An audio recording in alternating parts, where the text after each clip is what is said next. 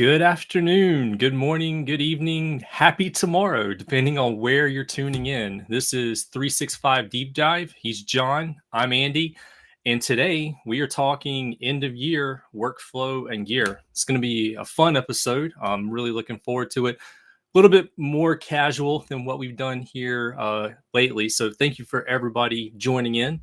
John, how you doing, man? Good, man. How are you doing? Doing well, I'm doing well. getting kind of ready to coast into Thanksgiving. I naturally have a sinus infection, so I'm right on schedule for Thanksgiving. I was telling Andy before we were texting back and forth this morning. I was like, dude, I'm a little bit worried because I can't hear anything out of my right side. So I've got my AirPod on my left side, and I can hear myself in my head like very loudly. So so we're gonna see how this goes. I'm getting this like feedback loop in my own brain right now, but we'll get through it. Just make sure you turn on the captions or the subtitles for whatever feed you're monitoring with here today. That's right. I'll just use the reactions to express my excitement. While the video was playing, Andy, I went through and I learned how to do the lasers. It's the horns. Oh, nice. That's how you do Okay, the lasers on nice. Mac OS. I will keep that in mind. Cool. So, Andy, we've got a few friends with us today to talk about, our setups, for end of the year, kind of like how our desks have changed throughout the year. Probably most interesting to most people would be like, what do we do in a meeting versus like a live stream versus like recording a video? So we've reached out to a few buddies of ours that you guys probably know to talk about their setups as well and kind of just do like a show and tell as we kind of head into like all these sales going on if you've got an eye out for gear. So Andy, you want to introduce people and I'll bring them on? Yeah, absolutely. So first and foremost, hailing from a small island in the South Pacific, he's going to keep you in the loop. Joining us today, friend of the show, friend of the community, Darrell Webster. Is that how you do it? Right. Yeah, does the heart work? Yeah. I don't know. There we go. Hey, yeah, I it got to comes turn out mine of your on. hand. Yeah. Hey, well, thanks for the intro, guys. This is the second time we've done this. I think the last time you did this around Black Friday, and I kind of felt like I was part of a sales pitch for use this code to buy this thing. Yeah, we should do QR codes this time with affiliate links and all that. But We had a year to set up affiliate links, so we missed out. Oh, yeah. Well, thanks for joining us, Darrell. I just checked my Stream Deck, which I'll talk about in my little workflow setup, and it is 6:38 in the morning in New Zealand. So we appreciate you getting up early, man. And tomorrow, Thursday, Yes. yeah. So yeah. coming Datelines are all the fun. way from the future. Yeah. All right. Next up, some say that his chair swivels at the speed of sound, and he can solve a paper jam just by glaring at it, all the way from South Africa. Alistair. Good now. I was on the last one, right? And the paper thing, yes, definitely. In a previous life, back in the early 2000s, I used to run a scanning bureau, and we scanned 14 million pieces of paper. So if you need to talk to you, Wow. if you need me to talk to you about the quality of paper in grams and the impact of dust on paper, I can definitely do that. Great to be here. Wow. I was not expecting that. Great intro. I'm going to grab it from the recording, and that's how I'm going to introduce myself. Yeah.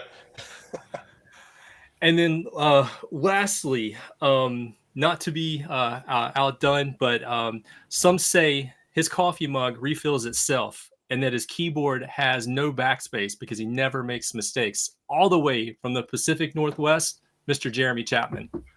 If only that was true.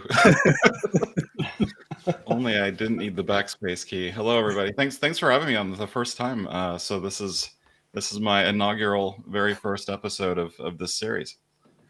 Yeah. Well, Thanks for joining us, Jeremy. Yeah, We were talking like 1 minute before we went live. We were talking that Jeremy should have stacked up all the cameras he's reviewed in the past year and like bust through it like the Kool-Aid man. Yeah. Make like a wrestler entrance. So That would have been funny. I could have totally done. I don't know if I'd get it as tall as me, but probably. Maybe if I put them on my desk, I could do that next time. If you still have the boxes that they come in, you might be able to get up to that height. I do. I totally do. I keep them all in their stock packaging, and they kind of accumulate in my closet. I'm glad it's not just me that keeps the stock packaging. Like I've got just like boxes on my workbench right over here of like a couple of things that I bought here recently, and I'm just like saving it so I can like repackage or resell it down the road. Yep, that's exactly. We've got a storage unit with a bunch of like old decorations and stuff, and I swear a corner of it is stacked up with empty boxes that are just for like, I want to package this up and eBay it someday. So I always have that aspiration, but I had a fetish at one point for ultra mobile PCs, if you remember those days, in Windows 7 and earlier. And I had all of the packaging for all these devices, and they were all like pretty expensive, like $1,000 a piece on average, I would say. But none of them ever sold. By the time I was thinking about putting them on eBay, they were all worthless. So it wouldn't run the newest versions of Windows, because we've been to Windows 8.1 or 10 by that stage. But that's usually my problem. You could ship that worthlessness safely, Jeremy. Yeah. Yep, exactly. The thing is, there's like a window between like something retaining its value and then it's worthless. And then about 20 years later, it's like retro now. Nostalgia. Like this. I've been rebuying. I bought an iPod like 2 weeks ago on Goodwill. And I've been like loading it up for some reason with music just to relive the early 2000s. And you're using early 2000s period correct music? Do what? I was saying, are you putting period correct early 2000s music only on that device? Because that'd be funny. It is. I do have on my NAS in my basement, I have all my songs from like college in there. Cool. So I loaded those up in Apple Music, and I've been transferring them over, listening to like early 2000s. Nice. So we have gathered our friends here literally from around the world to talk about our workflow and our gear, and just talk shop around the cameras and the tech that we use. Immediately, I can see there's been some big changes to a couple of you, the offices and the studios that you're in. So I know we're really excited to kind of dive into that. But for everybody who's joining in, this is going to be more of a casual show here today. We've been in Copilot land, it seems like, for months now. John and I will be back there next Friday. But today we just wanted to kind of talk about the gear that we're using to, do a live stream like this, to join a meeting, to interact with, our colleagues internal to the org or, external, and just kind of talk about our setup a little bit and how the gear that we use kind of falls into that setup. So we'll just kind of take it casually, round table, just kind of go around. I see people are joining in, live on YouTube and on LinkedIn and on Twitter, X, whatever we're calling it today. So if you have questions, send those over YouTube live or in LinkedIn live, and we'll see those pop up. If you got comments that you want to send us, we want to hear that too and engage with the audience. But with that, we're just going to kind of dive into it and talk about our stuff. I know personally, I haven't bought a ton of new gear this year. I bought a couple of things, but I haven't bought a whole lot of new gear. I've been trying to maximize what I have and simplify my workflow just a little bit. So that's where a lot of my efforts have been concentrated. What about you all? Yeah, so I've been right. I'm kind of the same with you, Andy. I haven't really changed a lot with my actual setup. It's been mostly like configuration tweaks and things like that. Like I've made changes to kind of streamline what I'm doing, like in the actual workflow. Like when I first started at EY, I had like all these different presentation tools that I use on my computer. And as I've changed into this new role, doing less demonstrating and more, just day-to-day meetings, back-to-back meetings, I'm finding that some of my tools I'm not really, I wasn't really using. So I've kind of like shed some of the stuff that I was using in the past. I'd say the only biggest change to my setup physically has been just a different monitor. that I'll go through. I went from an ultra wide to a big 4K monitor. What size 4K, John? It's a 43 inch. Really? Where do you Small, Oh put yeah, it small going? 4K. This is yeah. a huge debate. Let me bring this up. So I've got my. I can use it as a fill light. It's so big. I've got two. All right. And I Really? literally did it the same. I did the same thing. I put a 43 inch on my desk. Right. I've got a Samsung and then some cheap Toshiba. And it was great. I can have 4 screens, right? Which is perfect. But then where do I put my camera? Because it's too high Yeah, to put the exactly. camera above it, right? I love the screen real estate because I'd have a second screen on the side. So when I present in 1920, it works. But I've literally taken that screen, stuck it on the wall, and I've gone back to my ultra wide because where do I put the camera, right? And that's been my Yeah. bugbear because the screen size is it's perfect. It worked. Everything worked on it. I loved having 4 screens open, and I wouldn't need multiple screens except to present on. So I am interested in what your experience with that is. Yeah. Yeah. We'll definitely get into that. How about the three of you guys, Jeremy, Darrell, Alistair? Have you guys done major changes over the past year in your setup? On my side, not really. I mean, I would say I've tried a lot of stuff, and there's never been a camera that I've tried yet to where it's going to replace my Sony's. But I went to a bit of a wider lens, a 23 millimeter lens, f1.4, a little while ago. It was probably within the year, but otherwise, it's been pretty static for me in terms of Sony ZV-E10. I've got an A7 Mark II at a wider kind of field of view, but they're both kind of low aperture, lenses, and they have different framing basically. I haven't really added anything like in terms of cameras above me or below me. I haven't really I've changed lighting a little bit, like sometimes, especially for different reviews, where like if I go with, because I'm kind of in the whole maybe 2017 YouTuber look in terms of the backlighting at the moment. So if I go with that, sometimes the cameras don't get the white balance and the metering right. So I have to like go with a light background and light shirts and stuff for them to even work properly if they're in default settings. So once in a while I'll change that kind of stuff up. But yeah, it's been fairly static there. And then on audio, I guess I got a Wave XLR so I can do some tuning with the MV7 because I was doing pure USB for a long time. But otherwise, it's been small tweaks, iterations on stuff, and various docking solutions and things because I'm running out of USB bandwidth on my Thunderbolt 4 ports. So it's smaller stuff. Yeah. That's I've been having the same trouble like with power. So like right now, I'm actually not using this microphone because we had trouble with it cutting out. So I'm on my AirPod microphone. Hopefully it sounds okay. But You were committed to the bit with a prop mic. yeah. I just didn't move it out of the way. But we'll talk about that a little bit too, I guess. Of like when do I use this versus like having it completely out of frame? We can your still audio hear didn't you, even John. dip when you did that. That was amazing. Right? Isn't it the magic trick? Yeah. So, Darrell, what about you? You changed completely new houses in the past year, right? Nah, same house. Just kicked out my I thought you second moved. eldest son. Okay, so you moved room locations, not houses. Room location. Yeah, Okay. yeah. Honestly, that was, I mean, I know this is just an overview and we'll get into the depth of it, but yeah, moved location, shuffled things around, got a bit more space.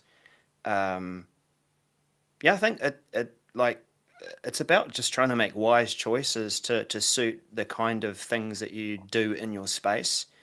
I want to be able to try and show different things from different angles or have a different focus on a different scene or a different thing. So that's where, the things that I've got kind of try and optimize for that. So I can shuffle lights around or put cameras in different places off the desk. I think and if we're talking monitors, and we'll get into details, but that was probably one of my most recent purchases was I got a LG Dual Up because I have been using a MacBook for about a year. but had recently started at a business where you've got to use the company device for security purposes. So I wanted to have my content creation machine and my work machine, but I also wanted to still have double screens on it. So we'll cover that off when we do a bit of a tour. Yeah, I'm really interested to hear about that because Yeah. I've been looking at that monitor too for the same reasons. Yeah. How about you, Alistair? There's been comments in the chat of you're in light mode now. And people commenting they like the brightness. There's a lot of light, and typically this is my primary workstation that I work from, and then I've got a desk behind me that, you know, if I'm doing any broadcasting or webinars, I'd usually shoot from that different background, so I could hold on. Alexa, everything on. So there's more light, and then I drop the white light that you're seeing over there, like Matt says, you know, light mode, and I'd switch that off, and then you've got a much darker background with the bigger light over there. So that's and then obviously more cameras, different lenses. Jeremy, did you say you got that 24mm G Master lens on your ZV-E10? No, I've got it's a 23mm Viltrox autofocus f1.4. That one's been really good. It's a solid lens, given it's a fairly inexpensive one. Yeah. So yeah, it's just cosmetic stuff on the back, and I don't think I had the last time I was on the show. And then obviously the flow of, you know, where we're doing things from. I mean, that's my office. Nice. And that's obviously it looks really good. You got a lot of depth going on. You know, I like space. the greenery in the back. Yeah. Same with Darrell. I really have always liked your greenery that you've got going on. Kind of the plant, it adds a lot of, like, you know, just, you know, natural element to it. It's really nice. So why don't we start there? Let's talk a little bit about lights. Like I can see there's been some big changes with the lighting that a lot of us are using, and so often I think people are quick to jump and, you know, try to buy a better webcam or buy a better camera or throw a mirrorless cam into it. But it really does come down to lighting. I know personally, like, I've spent a lot of time trying to figure out my lighting. I bought a couple of lighting accessories this year, and that's kind of where I'm working to kind of do some of my tweaking. Today, I might be a little oversaturated, especially on this side, because I've got my window, the blinds open, because it's been a dark dungeon in here for a while. For me to like control the light, I have to shut the blinds, and then I've some light blocking curtains, and it just gets kind of dark and drab. So I've made a conscious effort to try to lighten up the scene a little bit. So why don't we talk a little bit about lighting and some of the lighting setup that we're taking advantage of. And I know it can come in a whole bunch of different shapes and sizes. Like, for example, John and I were talking a little bit earlier, I think it was yesterday, about some of the Logitech Lytra accessories. I used to have the Lytra Beam that I got to test out. Yeah.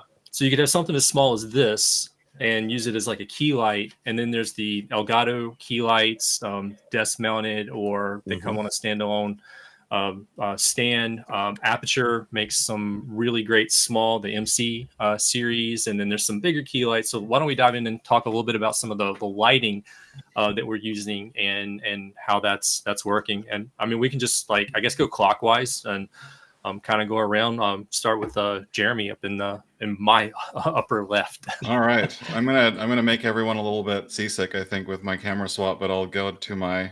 Let me just show the camera first because it's kind of an interesting one.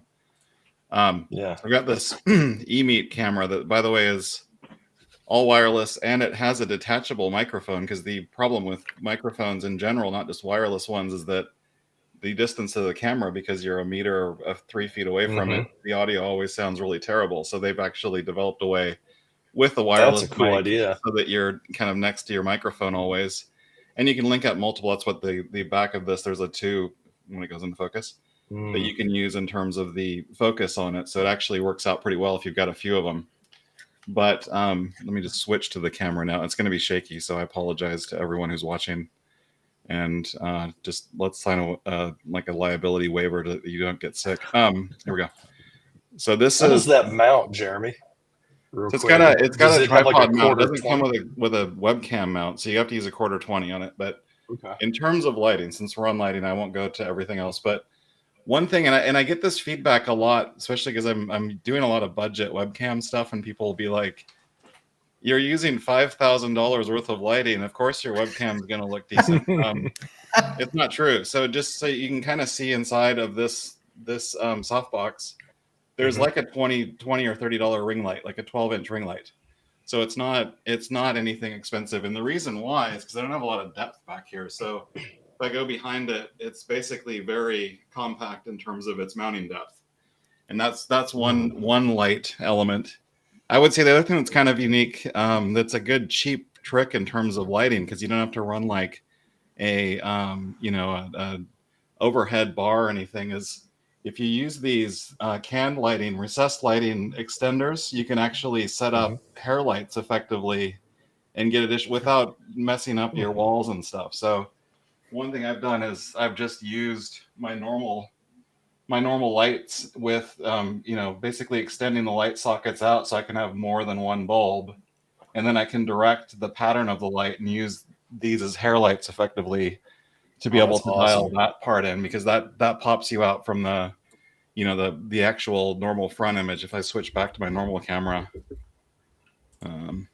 hopefully this is helpful. If I switch back to my normal camera, you'll see, like, from a lighting perspective, there's light coming from back up above me and from behind me.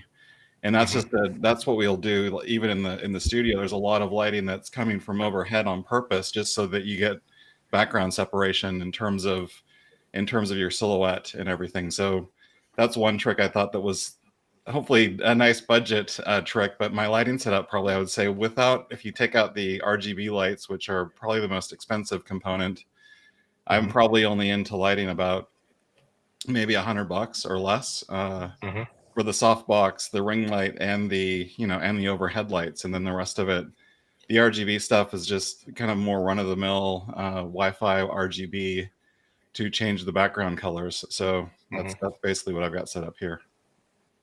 I really like the softbox idea. To double click on that a little bit, that's something that kind of, I don't know, it's been almost a pet peeve of mine in the pandemic, is that everybody like dove in and bought these ring lights without realizing that, like, a ring light is designed to be straight face on, for doing like makeup tutorials and things like that. And people, they get like those halos in their eyes, and it's too flat of lighting most of the time.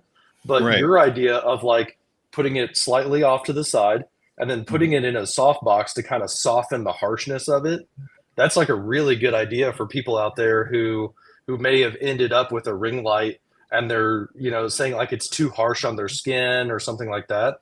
Maybe they could soften it up with adding a box to it without buying a whole new light.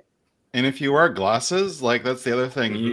It's hard sometimes even find the right angles for the lights to where you don't have rings in your glasses. And mine's a bit off to the side, so it probably wouldn't affect it as much. But that's one of the things where it does diffuse quite a bit. And then as long as you can buy, and I've got a stand with a normal pivot mount quarter 20 to where I can pivot it the way I want it to be, directed out and down. It's a little bit higher and to the left of me, but that gives you more options in terms of how you direct it. And the softbox, it's like a newer softbox. It was about $30 or something. And then I used to cover the back, because it's meant for like a square key light. I used like Barstool upholstery cover, black stretch on kind of microfiber things to fill the back in, because it was bleeding light from the back of it. And so I used 2 of those on the back of it. So it's very MacGyver-ish, but it works really well. Yeah. Do you have a link to that softbox? We could throw it in the chat I you're able to find it. handy. I usually put it in my video descriptions on YouTube, but I can probably dig it up over the course of this. Cool. Yeah, that's a really good idea. And that trick of like covering up the back, I was going to ask, like, was it made for a ring light or was it for a different type? That's cool. I'm like I'm kind of, I know you've got your wood shop. I'm kind of a car modifier person. Like, that's the first thing I do when I buy a car is I'll lower it and put wheels and tires on it and a bunch of other stuff and a stereo. So I'm used to like fabricating things. So like I saw, even though because the ring is about the same diameter as the hole for a key light to go in. It's I think a 24-inch or something softbox, and then the actual spot where you'd put a normal key light, I think, is 12 by 12 or something. So the ring is 12 inches diameter. So basically you kind of have to weave the Velcro stuff through it and then put some kind of a backing on, but it's held, like it doesn't flop or move or anything. I've got it in there pretty well. And then I've just got a normal like desk clamp, mini kind of C-stand monopod that I've mounted it to. And my desk is I didn't mention this in the last year, but my desk basically is height adjustable. So I've got that all remotely controllable, I should say. So everything moves with it, including the cameras and the lights and the whole thing. So whenever I'm typically seated, but a lot of times I'll stand because it's hard to stay seated when you're on 10 hours of Teams calls per day. So, we'll stand up occasionally, and that way you've got that flexibility there. Nice. So who else with the lighting stuff? Darrell, you want to go into your kind of lighting ideas? Yeah. Let me swap. And I can attempt to try and to share it too, but I'll just talk about it to start with. All right. And I don't have a flash camera like Jeremy where I can just switch and say this is the source. I'm just to do the little tours. I'm just going to share my desktop and then mirror my phone. Yeah. But yeah, just to talk a little about the lighting. It's built up over time. I started out with 2 little dish hue lights and then a Philips Hue lighting strip, and just sort of stuck it under a shelf back in my old house. And then this Hue stuff was really nice, so I got a couple of those stand little play lights which sort of sit there and there. And then when I started to try and set up the studio, I had initially those Elgato key lights, and they were on those nice stands, so it would raise up and down with a desk. It was good like that. But I wanted something that I could also possibly take on site to do interviews with people as I maybe create some content for change management, interviewing executives or whatever to represent the message. So I switched to some Amaran lights, some flat panels, and thinking, okay, I'll use those, and then also the dome light with another Amaran simple something. Look, I'm not the guy to ask and say what are the specs for this and that, what's the model. I'll just go, yeah, it's one of those, the Amaran thingo with the light dome SE. So yeah, lighting wise, I think the last one that I thought would be quite nice is this little filament Hue one in the back. So yeah, hopefully this little transition doesn't take too long, but I'll try and share screens if I can. And then let's try entire screen. Yeah. What's that little light bulb in the back in there? Is that a special video light, or is it a Hue bulb, or what kind of bulb do you have? It's a Hue bulb, but like one of those. It's still LED, but it's like to make it look like a filament. Yeah. I have those on my nightstand. All right, let's see if I can also just quickly change audio so that I'm not disappearing into the ether. There we go. There's your screen. Hear me? Good. 1 2 1 2. Yeah, there we go. Cool. All right. And then we should have practiced this beforehand, guys. I'm sorry. Ecamm Live. You should have used Ecamm Live, Darrell. Oh, all right then. The Ecamm. Yeah. Well, is my phone coming through in a horizontal fashion? Okay. Yep. Yeah. Well, here's my. You got a lot of notifications, bro. Yeah. All right. So, and this is what is this one? I forget what the app is, but basically it lets you record 2 cameras. I thought this might be useful. Lights, right? So let me take you on the history. It was these 2 puppies down here to start with, and the nice thing about that was when I did a bit more traveling, they were actually side table lights, which one on my wife's side, one on mine. And then while I was away, I had it timed so that it would turn on this nice, favorite colored light, and it would let Alicia know that, hey, I'm thinking of you while I'm away. I didn't tell it was automated thoughtfulness, but it worked. The light side of things in terms of play bar, so that's your Philips Hue play bar as well. Yeah. So that, because of the angle, I can get a nice coloring going on there, which is cool. And same thing for this one down here.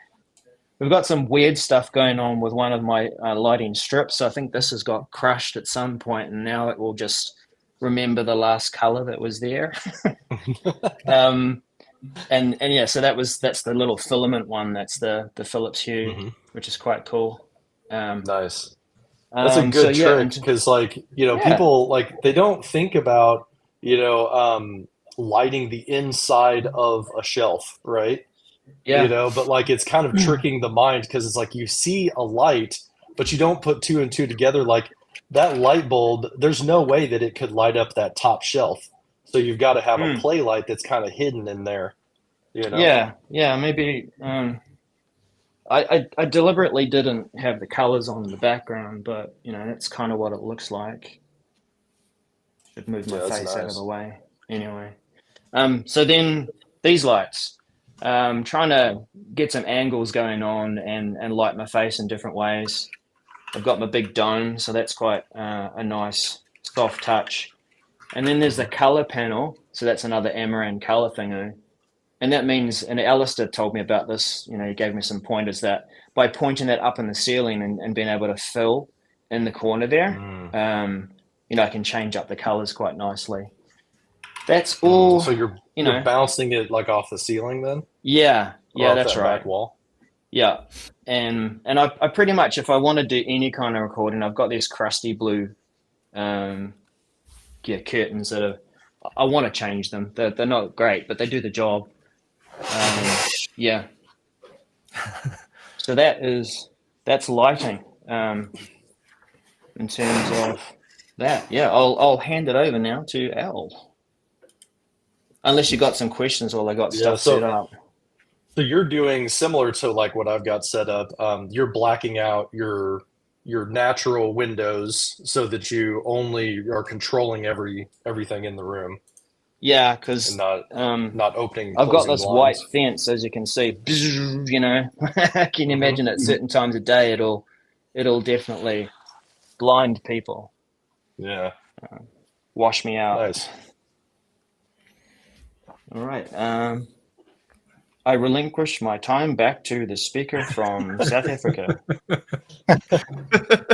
Yeah, Al, let's see what you got going on, because it looks like you've got a lot of layers. Alexa, everything off. Okay. What has changed since the last time? Still got the desk where I'm sitting at right now. I don't think I had a portable one.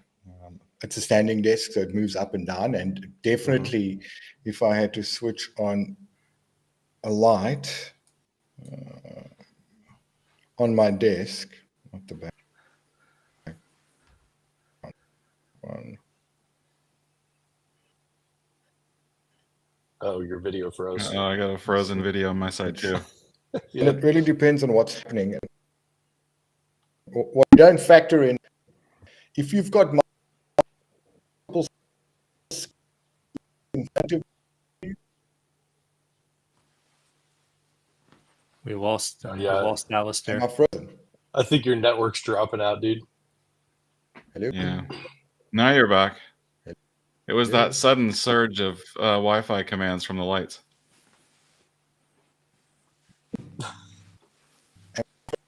All of a sudden surge of valuable information.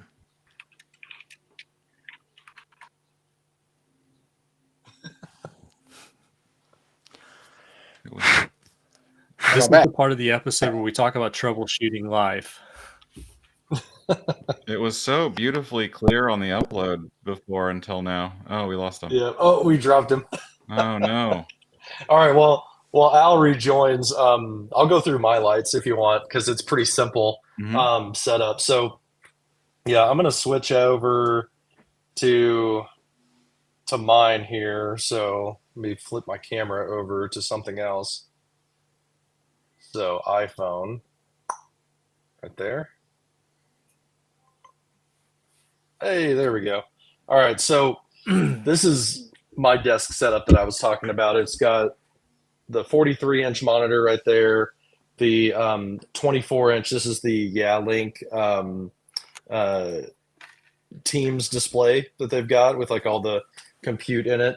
So up there, I'm rocking the Elgato key light. I've had that since I guess like the first month of the pandemic, really. And that's the only light coming from this direction is just that single one right there, off to the left of my camera.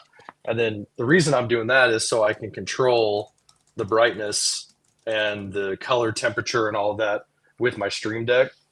And then kind of like what you were doing, Jeremy, I've got, to be my hair light, if you will, I've got the just my light up above with 3 hue bulbs in it. So I can change like the color temperature of that, the brightness. I like your idea though of getting it extended out so you can kind of make it more directional. The directional part's key because some of those, and you can look at the different bulbs and what their beam pattern is. I'm also a lighting nerd, by the way, in terms of stuff, car lights and stuff too.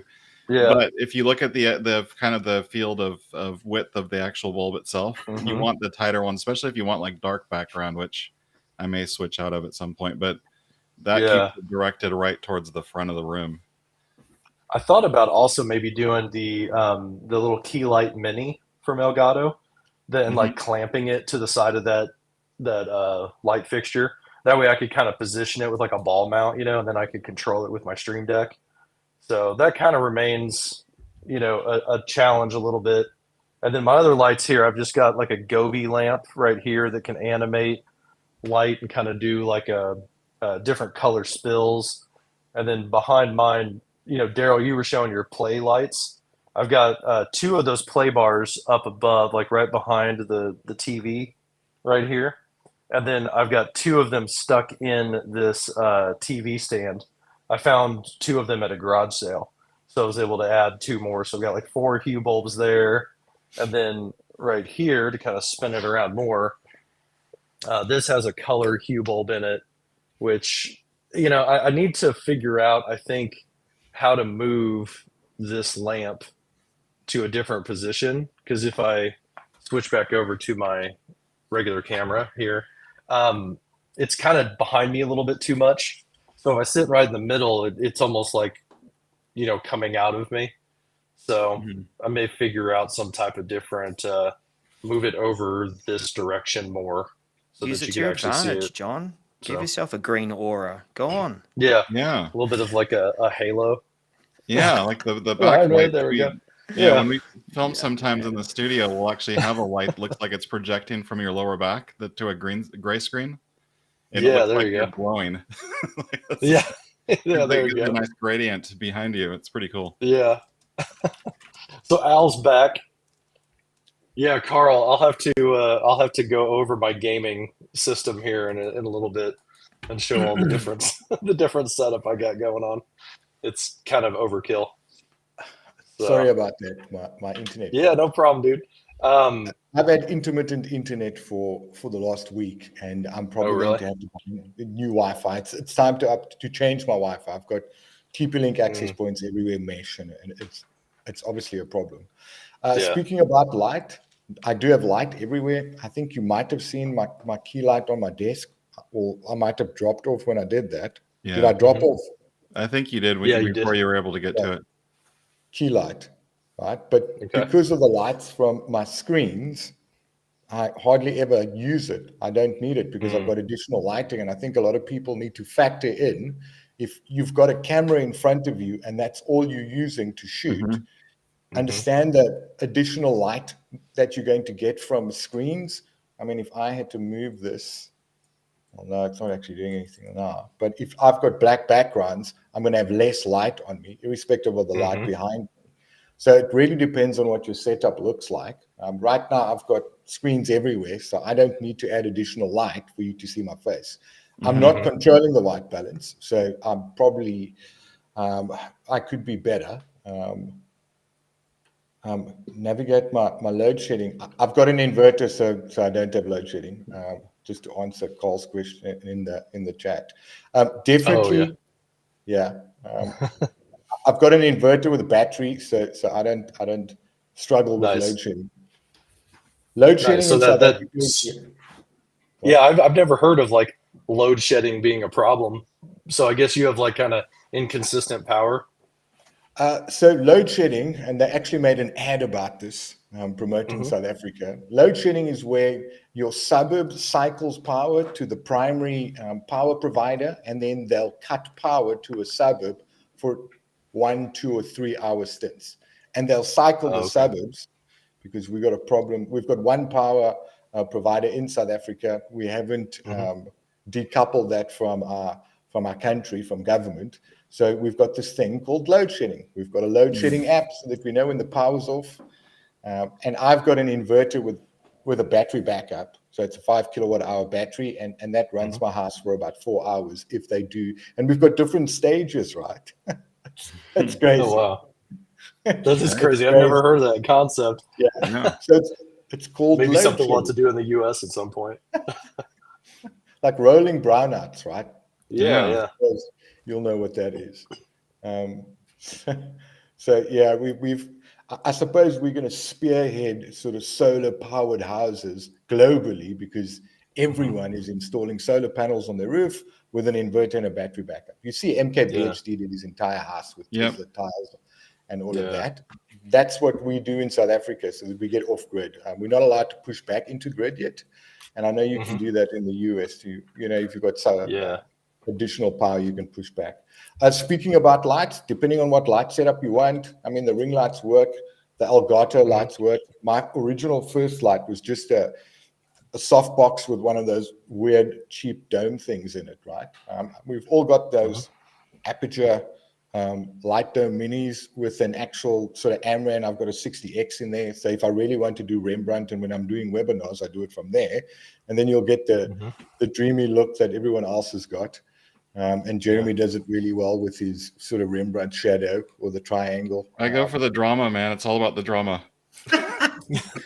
And then, you know, accent lighting, practical lights, hair lights, you know, to separate. I mean, I've got some of these. These are what is this? This is an light tubes. Cheap RGB lights. I mean, it's rechargeable. Does this one come on? Yes. So, and it's magnetized, and you can stick it anywhere.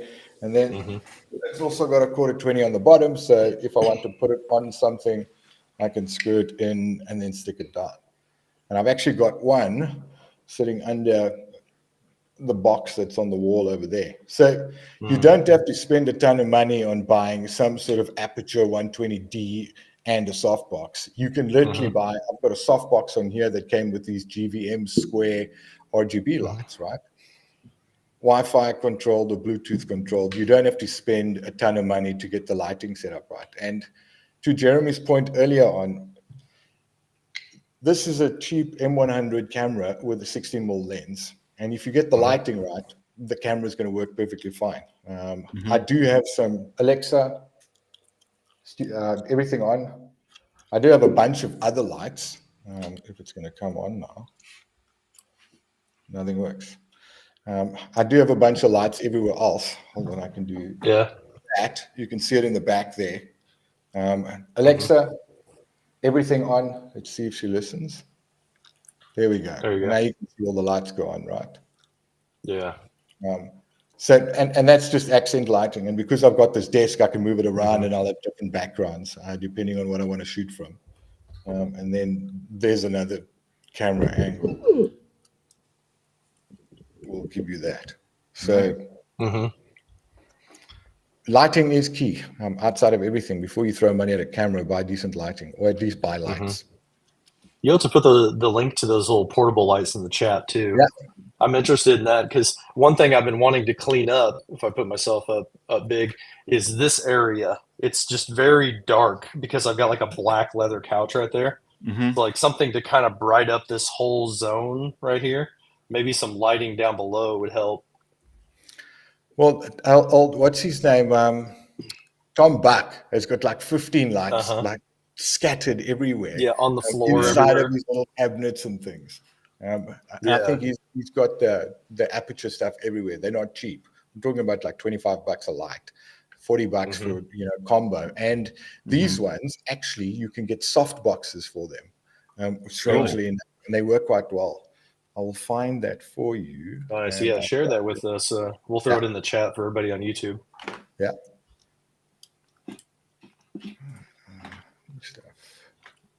All right, Andy, what about you? All right. Let me. I'm having the same. I'm not seeing the camera that I want. So give me 1 second. So, I have a plethora of different lights. I'll start off basically by saying that I had a ring light initially, like 3 years ago, and the halo thing drove me absolutely crazy. So I stopped messing around with that and got the Elgato key lights. And I used the key lights, and I was really happy with. I had one, and then I wanted to. I was using this kind of a key light here, and then with the room that I was in, I wanted to be able to kind of balance it a little bit, and so I ended up getting 2 of them. And again, really, really happy for a long time. And then something happened with the firmware, and the key lights would not stay connected to my network, and so it was one of those things where. I could manually turn it on and off, like literally flip the switch. But if I wanted to change the brightness or like the color temperature, it just didn't. I didn't want to cooperate, and so that was really frustrating. And there was, I want to say like maybe 2 years ago, there was a sale from Aperture, and as part of that that sale, I ended up with a 60X, and I'll show that in just a second, and a softbox, and I'm really happy with that.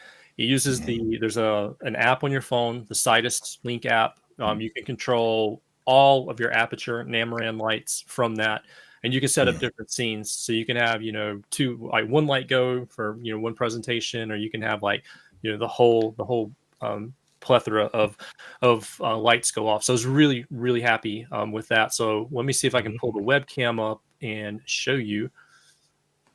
So here we go. All right. Yay, new camera working today. All right, so previous setup, I actually still have the Elgatos. They started working again mysteriously, like, I don't know, a month ago. And now that I've said that, got like a firmware update, maybe? They're not gonna ever connect to the network ever again. But mysteriously they started working again. So I'm actually using that as part of like my work PC over there, and then I've got a separate monitor setup that I use. And so like I use those mainly for that and for some of the camera testing that I do, like testing webcams for like Teams and Teams meeting rooms and stuff. For a portable experience, I have that guy. That's the Logitech Litra. It's just powered by USB, and it's got some software so you can change the color temperature and the brightness. It packs in my bag and it's super light. So if I need it on the go, I can take that.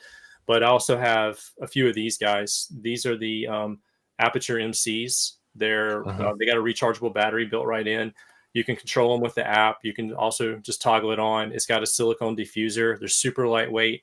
And then there's a 1/4 on the bottom. So I can throw it in my backpack and take it with me. So if I know I'm going to be on the go somewhere, I'll take either the Litra or the Aperture MCs with me. And I'm really happy with those. Now, so that's kind of portable and in the past. The thing that I currently use is I've got the up here. That's the Amaran 60X, and that's a Light Dome. That's the Light Dome SE. The SE is like the most affordable one of the group, and so I got that with a grid on it. That's my main. And that's like 10% brightness. And you can kind of see my camera right there. I use the zebras, and it can tell me if I'm oversaturated or not. So definitely the white in the background is, but I'm not blown out, which is good. but I can adjust that with the mobile app. And then for like a hair light scenario, I've got another one that I use up there. Did you say hair light, Andy? I know. I have the same problem. Yeah. So I've got another 60X up there, but I got it on a swivel arm, so I can move it. I can use it with like the Teams meeting device. I can use it with like my work computer. I have my setup over here. And not only does it swivel back and forth on the wall, but I can also extend it out into the room if I need it. And to be honest, I use that as kind of like my main room light. I really just like it. It's a nice, soft, diffused light. It fills the room really well. So I'm really happy with that. And then you can kind of see in the background over there, I do have an LED strip on my bookshelf in my workstation over here. So I have that kind of as a light in the background. So like whenever I'm on camera, it kind of fills in some of that space right up there and provides a little bit of depth of separation. And then the last thing I have from like a light standpoint is there is up there an aperture. It's the 8C, I believe. It's one of the smaller bulbs. I have 2 of those in the room just to provide a little bit of additional practical light to kind of break things up a little bit. But yeah, that's kind of that's the lighting setup that wow, it won't get focused right now. But that's the lighting setup that I'm currently working with. Nice. Yeah. So you've definitely got a mix, so you can control it with different options, the Elgato or the Aperture system.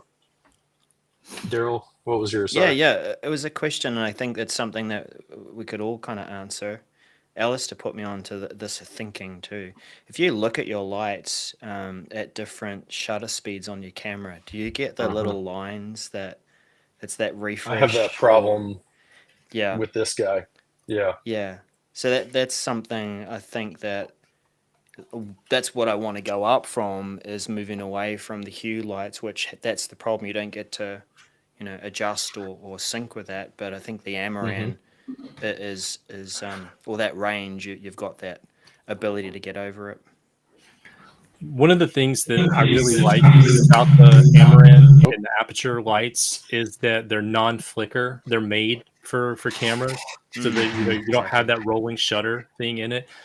I put a link in the chat here. Aperture and Amaran are actually having a big Black Friday sale. I don't know if that's a worldwide sale or not, but they're having that right now. There's no affiliate links or anything. There's no kickbacks for us on any of that. But if anybody's interested, like they have some pretty decent deals on some of that. I really like the Aperture Amaran. I like the Amaran brand because it's affordable. It's entry level. It's really affordable. But the other thing that I didn't show, let me bring this back up real quick, and let me switch the camera. Is we had the question a moment ago about power, and I'm actually using I can power my Amarans with V-mount batteries or with the Sony LP batteries or NP batteries, the Sony NP batteries. You can power those the 60s, the Amarans with that, which is really cool. So like I have them, they're connected to a power strip in my house. But if I need to take that with me, like I literally just pull it off of the spigot that it's on up there. I throw a V mount on it, like just snap it in, and then I got power for days, and I can take that thing wherever I want. And if I want to, I have a rolling C-stand over there, and I can throw it on that rolling C-stand and whatever I need, and it travels with me. So it's really, really portable, which is really cool. So that's another reason like I really like the Amaran lights. Now, Darrell, are you taking you have the Aperture MCs for on the go, don't you? Those little light cube yeah. guys? So because I think I would say what P60X P60X and a P60C. So Darrell and Andy, you guys have more of kind of like a studio and a mobile on the go persona, right? I would say probably me, Jeremy, Alistair have more of like a stable, like, desk, home office studio. I mean, Jeremy goes into like a studio, to do mechanics and stuff like that, obviously. But like, I would say ours is a little bit more static or installed. You guys like to kind of, move a little bit more. I know Andy, he does, interviews on the go, or speaking at conferences, doing workshops, teaching classes on campus, things like that. And Darrell, you're doing, loop videos like on the go where you're walking and talking to the camera, stuff like that. So kind of other things to think about is like, do you need it like installed and it's going to be there and it's going to stay there, or do you need the ability to kind of take it portably and go do something else? So it's interesting. If we're talking about portable, needs. I think Alistair has the most portable desk of all of us with the mobile setup right. that he was assembling back there. I don't know if there's any lighting on that you want to talk about, but I think we need to introduce the mobile rig there. Yeah, that backdrop is looking awesome. I mean, if you can kind of see it, if you switch to my other view, you can kind of see it. That's the sort of what's his name? Caleb Pike. All-in-one height adjustable desk on wheels, and I can literally move it around. So when I actually do, and you can go back to that view now, to the other one. There you go. That's the backdrop that you are actually seeing when I do webinars. So I'll stick my head in there quickly.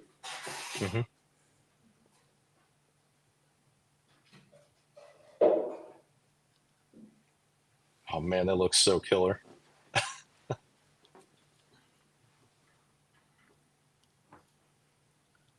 So you should hear me from here, right? Now, there's the big softbox. That's a Sony ZV-E10 with a 24mm. Host muted. No, that's not. You can hear me, right? Barely. Here, hold on. Through your other mic. There we go. There you go. So softbox, desk moving. I mean, I can do that. Cool. Panning L. Whoa. Like having a tip. Different background. Hold on. Yeah. Whole other studio.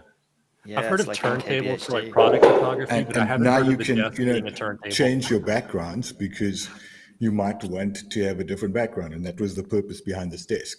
2 screens, and it works. Wow. Cool. So I think a lot of that is also because like you have such a big space to be able to move around in, like I've got my room is about 14 by 14 feet.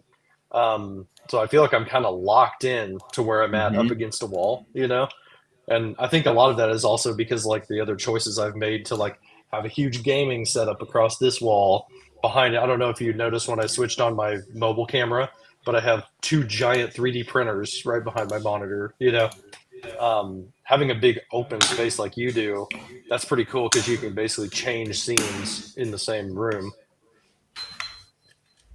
Yep. Handy. That's pretty wild. I'm So coming that's back to my lighting. desk. Okay. That's lighting, guys. That's like a good 50 minutes of. We didn't make light of lights, right? Right? Yeah. Well, hopefully we gave some people some different ideas and some things to think about, like whether it's taking advantage of what you have built into the home that you're already in, taking advantage of the walls and reflecting, some portable light options, and then some things that are locked in or portable, like we see there at the end. So why don't we move on to the next part? So we got light. Well, we might as well talk about cameras a little bit. I know we did that last year for those that joined us last year, but I think there's been a couple of small updates that we should talk about when it comes to cameras. But I'll kick it off by saying this. I'm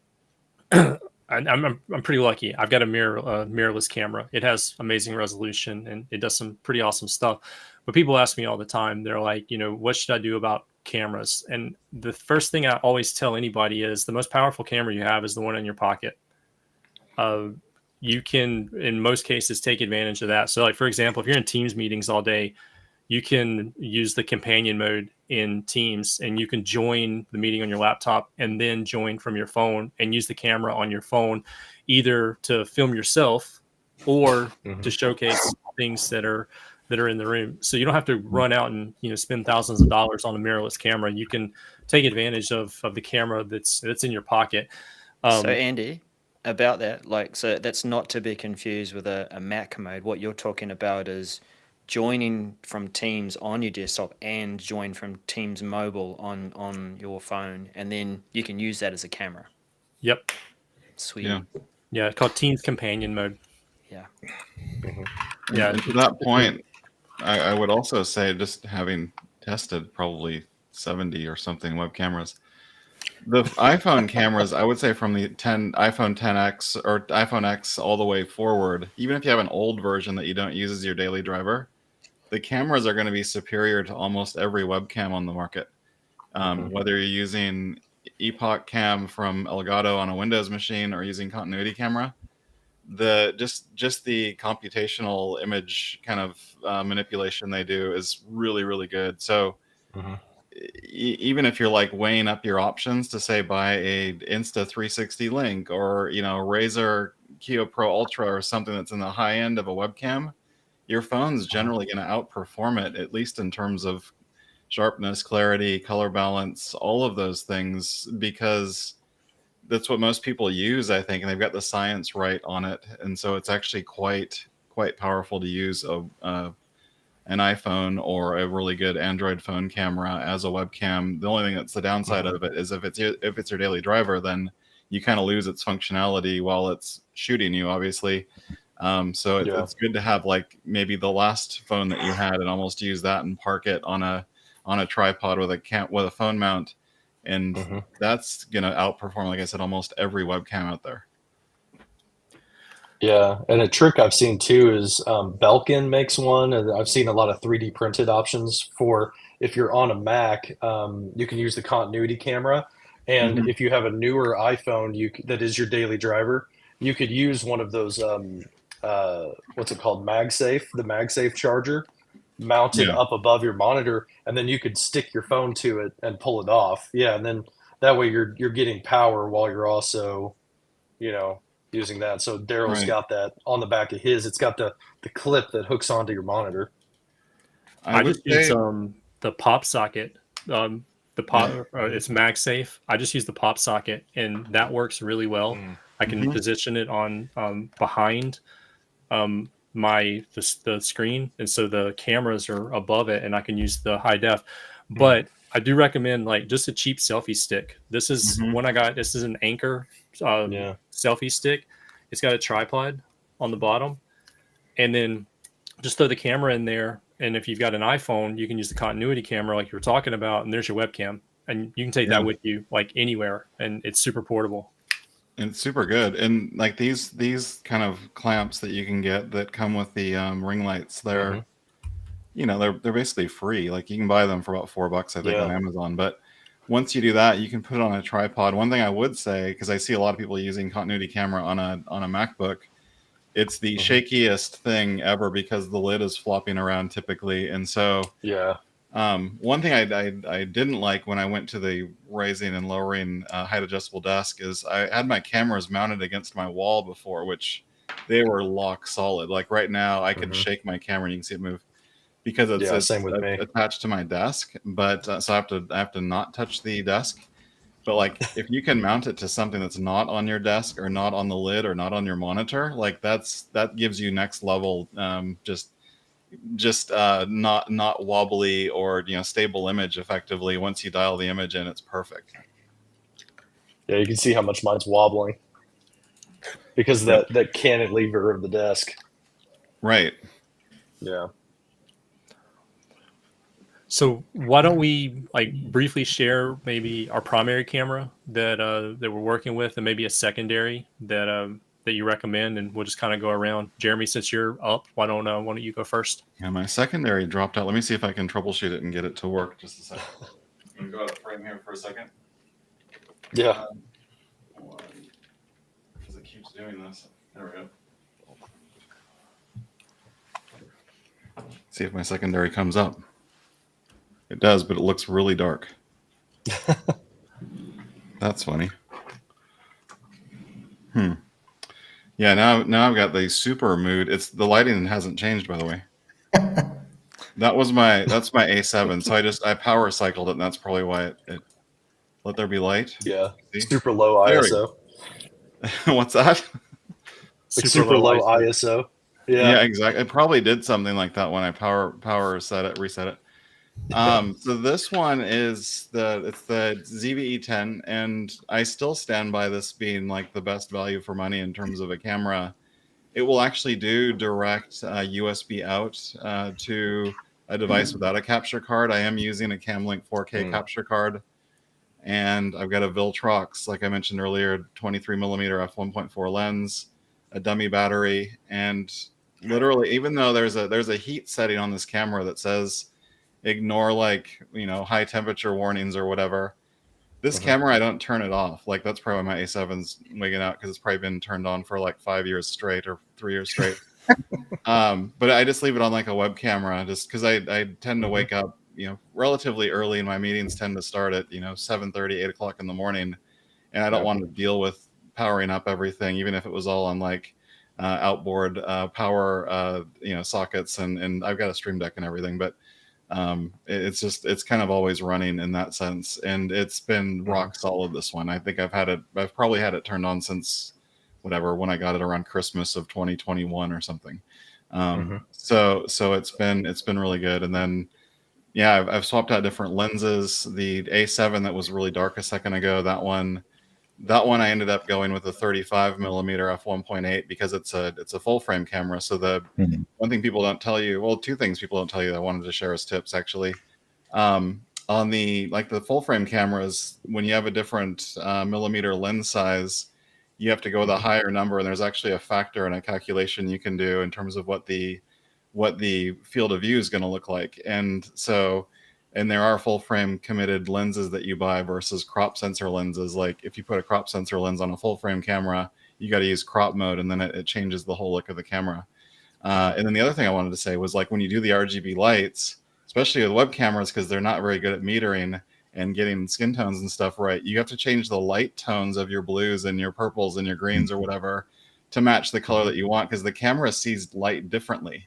And if you go to our studio, even on campus, like, the blue that we have that you see when it's there is a totally different blue tone than it is, even though we're using cinema cameras. They're all FX, I think they're FX9 Sony cameras with really good glass and everything. The backlighting you have to tune to the lens of your camera. It's different than what your eye sees typically. So that's one trick I've learned over the years, is that you have to kind of match up the blues and the different tones that you want behind you to make your camera see it correctly. Yeah, I would totally agree with that. Like, I've set the temperature of the lights that I have in here to a certain color temperature, and then I'm using on the camera the zebras to try to figure out if I'm overexposed. And then if you're using multiple cams like you are, you have to kind of balance the ISO and the exposure with the lighting in the room, so you can get a consistent picture coming out of both of them. Yep. One thing I'm curious about, Jeremy, is your reviews of USB webcams and all the different options there. Do you think that, like, is the goal to get to replace one of the mirrorless camera and have like a daily driver? Like, do you hope someday that you aren't having to use like a camera body with a lens and all that? Or are you kind of like on the hunt to replace your secondary? Weirdly do, yes. Like, I was hoping that the Razer Kiyo Pro Ultra with its f1.7 aperture and the biggest sensor now would be something like that, but I still haven't met. I mean, I still stand by the statement that a Sony A5000 hacked to get rid of the to make it clean HDMI and you can get those for like $120 sometimes, will outperform any webcam. Like even give me a 4K webcam, because even the 4K value hardly matters in a lot of cases. It will outperform almost anything on the market. Well, it will outperform, in my opinion, anything I've tested on the market that is a webcam. And if you spend about $200 on a relatively inexpensive lens, an A5000, you modify its firmware so it does clean HDMI, dummy battery, you can get that for about $200, and it will decimate any webcam that I've ever tested. And including an iPhone, by the way. That's one thing I'd say that the iPhone won't be able to beat, is the A5000 with a decent lens and lighting and all of those things on it. Yeah, that's kind of where I'm at too. Is like I have aspirations that someday I'm going to be able to go just with like a clean USB webcam, like the best of the best, and get rid of like having a Sony with a 16 millimeter lens. But it's just, I can't get that crispness, in everything that I've tried. That it's like just out of reach, Yep. And the other thing I would say, when you try to do like digital like interception of it through NVIDIA Broadcast or something to do like background blur, because it goes out of sync so far from the audio source typically, and then you don't want to run OBS to try to do I try to run like straight from capture card or camera into Teams and straight from microphone versus through OBS, because there's always weird delays and stuff. That slows the camera down, or the camera feed down, quite a bit when you put like image processing in the chain. It's good for like editing a video that you're going to do, but for Teams meeting or live anything, it doesn't quite work for me, at least, unless you're willing to live with the lag when you align the lag in OBS for your audio. Yeah. I actually watched your video, Jeremy, on the OBS thing, because I use previously. I'm gone from Canon to Sony, right? And we used to run Canon M6 Mark IIs at the office, and we've still got them at the office on Sigma lenses, right? And I tried the audio sync stuff because I wanted that teal LUT that you get in OBS. I used to use that at the office because I like the Joker look, right? And I had to change the audio and run my audio through, even though I was using an XLR mic with the Scarlett Studio on my desk, I had to run the audio through OBS and then delay it or speed it up so that the sync would work, because I'm running a LUT. And the picture quality was great, but I could never get the audio sync properly where I was happy with it. So I just... That's why a lot of people, I mean, if you watch, and I watch like Harris Heller and various, they will just mount their microphone and use the camera mic input so that it's all going through the capture card, and not even mess with, even though some of them have the right studio mics and, podcasting style mics like these. Because mine's out of frame. But off the camera, you're guaranteed for the audio to sync up with the video. And so if you put it in a hot shoe or in the camera's microphone input, that's a nice kind of foolproof way. For me, it doesn't work because my camera's too close to my wall, so I'm going to always get echo even with the shotgun microphone. I've tried it. So I've got to use this one that I've got here closer to me. We've all gone. I mean, there's Darrell. Is that a video mic? Yeah, you've been doing the shotgun mic for a while. Yep. Yeah, on and off. And that actually, in my recent experiments, because the goal of me changing up my background is to go outdoors, stick a little platform on a tripod, and do stuff outside. And in early experiments, I was actually connecting this to the camera, then the camera USB-C, audio and video were coming through that USB-C, and they were a source for a Teams meeting, and it was fantastic. You do need a little dead cat as well, the old Russian or Queen's Guard at Buckingham Palace hat to... That is not incognito. No, it's not. It's like a stand back from the Queen's microphone.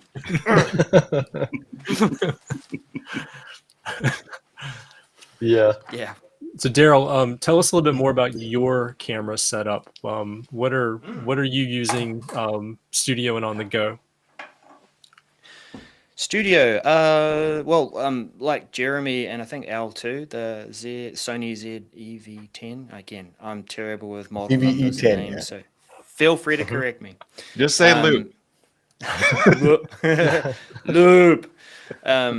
Yes, and Yeah, I think I've stuck with a ASPC format, the crop factor lenses, more affordable, and it's allowed me to have another camera and sort of share those lenses across. The challenge, I wanted to more than just use these as flash webcams. I wanted to start understanding a bit more about photography and make it more of a hobby as well. So that's why I stuck with that format. The lens I've got on is a Sony G15, 15 mil. yeah, 1.4, It's the G series. which beautiful, man. Like, I'll talk about mounting in a little while too, about how I mount them and shift things around. But I just love how it's nice and wide. It's got good depth.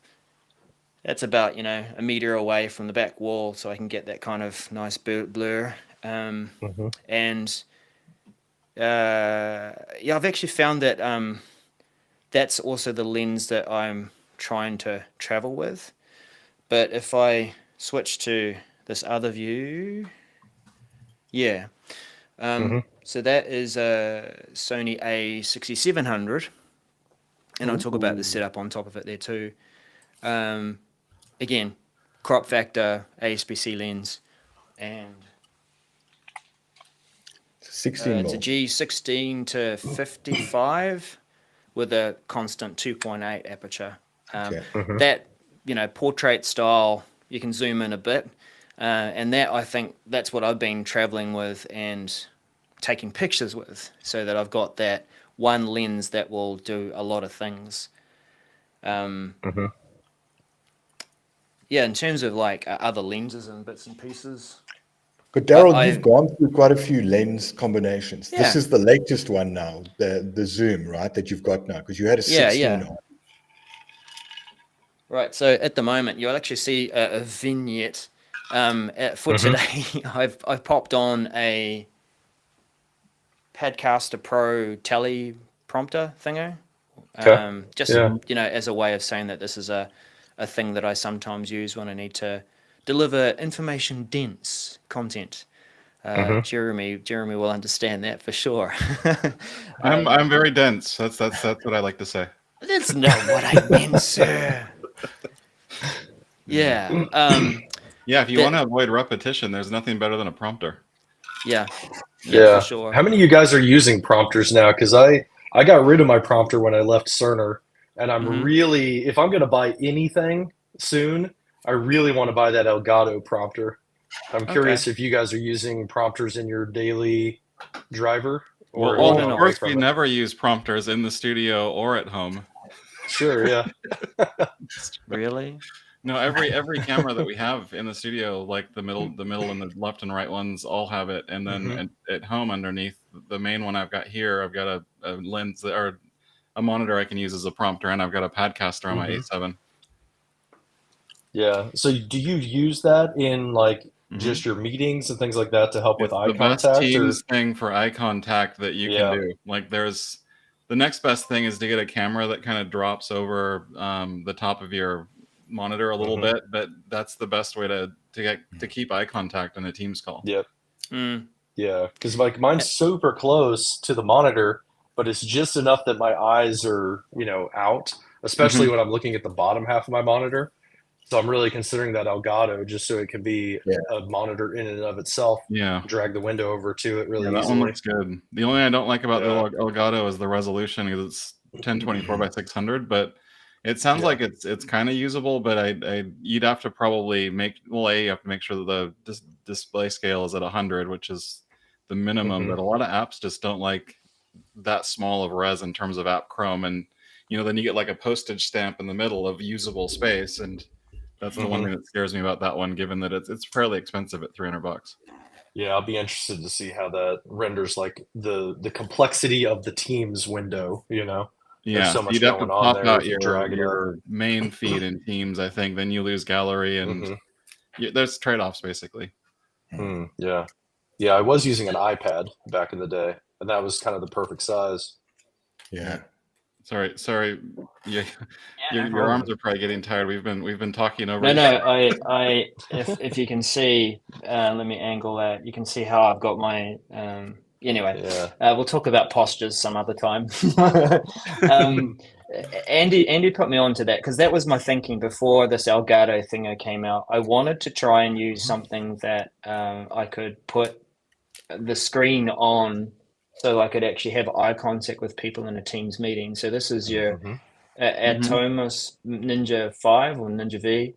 And at the moment it's tuned doing and articulate up so that it will bounce off the Padcaster. Well, no, it's not going to do it on this one.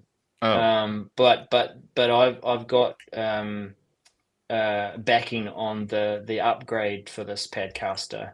So it's that wider thing with a tray, and it does a better job. So the idea with that is that I'll take this and I'll angle it here, and it has a different kind of tray. This one's just for, it's just really it's really I can't stand thin. this one. Yeah, for a phone. It's really you know, my phone would go in there. Yeah. So today, like just for today's demo, I've got it on like a little tension thingo arm, brings it up to here. But what I have done is actually put that in front of this camera. So when my laptop was down on my desk, to kind of go for that look at me, I'm at a desk kind of look, I would have the Ninja 5 just below or above the camera, and then I could kind of use the additional HDMI output through to the Ninja 5 so that I could show Teams just above or just below the camera, and that was great for eye contact. Quite functional in that sense. I talk just a bit more about the mounting, because I think that's something that I really value too. Is that rather than just screwing these things in, I've invested in Manfrotto ball heads and Peak Design mounting plates, so that I can, one, use them while I'm out, but two, they'll still fit into the Manfrotto mounting points. So the idea being that I could just take that camera, I could pop it on the tripod behind me. I could, with this mounting point here too, unscrew this and mount it on any point on the desk. And so that was important to me, so that I could, get that sort of Peak Design out and about advantage, but also being able to mount them quickly to wherever I need them to. So similar kind of thing with this one. It's, a Manfrotto mounting point, and then I can change the height for the camera as well, just markedly. I actually originally got those mounting points when I switched to the Amaran lights, because I thought, okay, I'm going to try and get that same flexibility for lights that I had with the Elgato key lights. Those are desk mounted. They come with the mounting points themselves, and I got those mounting points for that purpose. But the fun thing about this is, okay, well, clearly they work with cameras, and to use Andy's point there, that it's spigot, I could take the whole thing out with the ball head just by taking out the silver part just below the ball head, and just pop that into anything that fits that. Cable wise, something that I recently have concerns about is having a cable like this to power the camera. And I am going to be getting a dummy replacement one for this camera that's coming soon too. But when I'm out and about, I wanted something that was not going to put any stress on the USB port, because that would just be horrible to, use this beautiful camera for, a few months, and then out and about, and then it would just, eventually wear away, and I'd have to get it repaired. So this is a tether tool mounting thing that just helps to take the tension off the cable. And it's also kind of magnetic as well, so you can disconnect it and do things like that. I'm going to need a link to that, please, sir. Yeah, that's a good idea. No I've never problem. heard of those before. Yeah. Well, actually, to be honest, after I got that, there was this guy who said, "Hey, here's how you can make one yourself with a cheap keychain and a zip tie, and then you would just hook it on to, maybe your small rig." mounting plate, a if little you cold will. shoot. Yeah. And so you would just wrap that little zip tie around here, and the zip tie, of course, holds just your lanyard-styled clipping keyring thing, and that takes the tension as well. So $2, or I'll tell you later the cost of that silly little thing. Yeah. Does anyone want to ask any questions Cool. while I'm sort of a roving camera before I switch over to someone else? Just real quick, you mentioned you've got that A6700, the newest ASPC. Yep. Yeah. So that's really. And I actually have. Go ahead. Yeah, go ahead. Sorry. No, I was go just ahead. going to say I haven't even talked about how I pipe that into a ATEM Mini Pro with a couple of sources as well. So that's become quite important in my recording workflow, because this is also about workflows.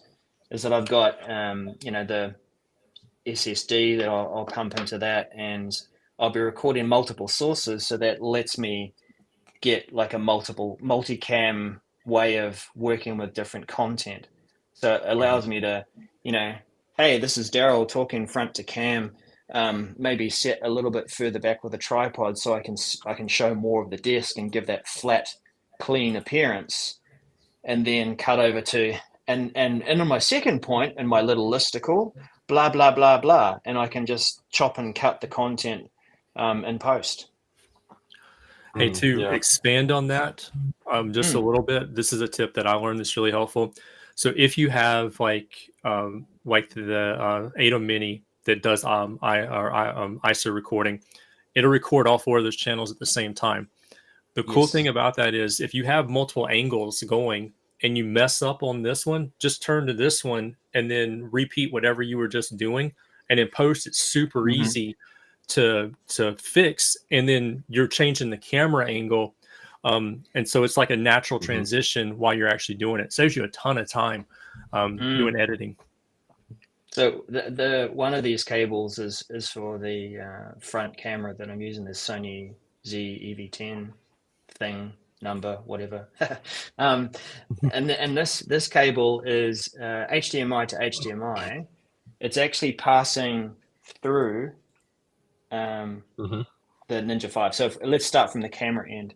Camera and HDMI Mini out into Ninja 5, which I've just got the hard drive for it yesterday, Andy. So I should be able to record to that at some point. I'm going to figure that out soon. Goes through here, passes through that cable into the ATEM, and then that's how you're actually seeing. And if I was to switch back to it, let's just do that for now so we can pass it over to someone else. Darrell's been talking too long. I just talked about myself in the third person. That's terrible. I'm passing through to get this thing. So it's good. And if I talk about that, because it's always about what can I do and repurpose kit for other purposes. Because I'm now using this Surface laptop device for work and then Mac for my creation. The idea is that, okay, well, how do I record the content from this nicely from the Surface laptop to show a more familiar experience for our customers who are using Windows, and take that content and pop it on the Mac so then I can mess with it and use it. Because the Surface has only got a USB-C port. So the idea I'm going to have is I'm going to pass that through this Ninja 5 to capture the screen, perfectly recorded in 4K. I know the aspect ratio is different. And I'll just take that as a workflow thing into my editing tools and be able to zoom in and out and show stuff while I've used the Mac for recording and editing. Yeah. Nice. Awesome. That's me. Awesome. Really cool setup. All right, let's kick it over to Alistair. You mentioned a moment ago that you had transitioned from Canon over to Sony. So why don't you talk a little bit about your kit? Where did it start? It actually started on this camera here. This is a Canon M100 with some hacked firmware, so I can run clean HDMI out. And I've got a Sigma 16mm lens on. Still the best lens. It is the best lens. So if you are going to buy a lens for Sony or Canon or Nikon, or pick a flavor, Sigma's got a 16mm f1.4 dreamy bokeh lens. It's the best lens. I've got a bunch of other lenses. So we bought the M6 Mark IIs because I was a huge Canon fan, and the first setups we had at the office, which we've actually moved into the office studio now, is Canon M6 Mark IIs, because the M6 Mark II was the first M50 type Canon camera that would give you proper dual pixel autofocus in 4K. We wanted the 4K dual pixel autofocus. And back then, the ZVE 10s were not out. You had the A6600s and the 6000 series, which was more expensive. So it was the most cost-effective camera lens kit we could buy at the time. And I still love the camera. The quality of the image is great. It depends on what sort of lighting situation and the color you want out of it. This on my desk is an old M100. It's the first camera that I bought. I've got a 250D, which is SLR, not a mirrorless. And you can use any camera, to what Jeremy was saying. We then moved to the Sonys because that one, if I can actually get this thing to focus. The color on these lenses it's just something, and this, I'll do that. Actually, just come back here. This is a 30mm f1.4 Sigma lens on a ZVE 10. And you can immediately see the difference in color. The ZVE 10's low light is so much better than any Canon I've worked on. Same lighting, you can see how that M100, you can't compare an M100, but I guarantee you the M6 Mark IIs, the color quality on these, and this is straight out of the camera. I don't have white balance set up, everything's set to auto on this, and it's just got, I've got an ND filter on it, but it's literally 30mm on it, and quality for me is just perfect out of these ZV 10s. They're dirt cheap. They are the cheapest APS-C cameras available to you, where you've got interchangeable lenses. You can buy what's the GV1F? I think that's the latest sort of, point and click, combined lens camera, a built-in lens camera, and will give you that sort of 17mm wide, right? And then these things just run into an ATEM.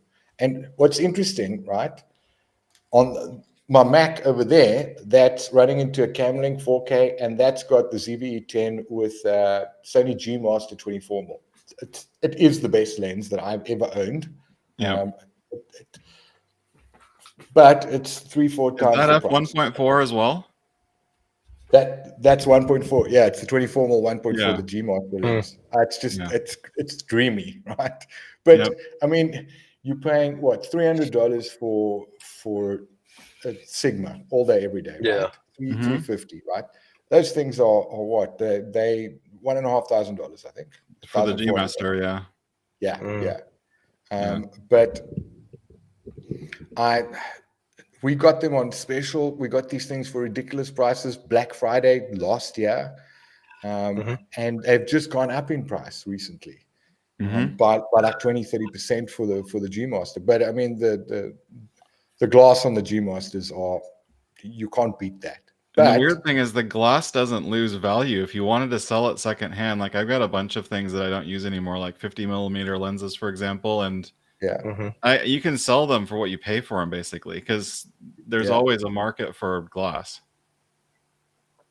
So for me, if you are going to spend money and you want an APS-C, I mean, full frame, also that G Master, that's a full frame lens on an APS-C body, perfect. So if I ever upgrade to a full frame, I've got a lens that's going to work perfectly with it, right? But I'm not going to spend $2,000 on a camera, not today. You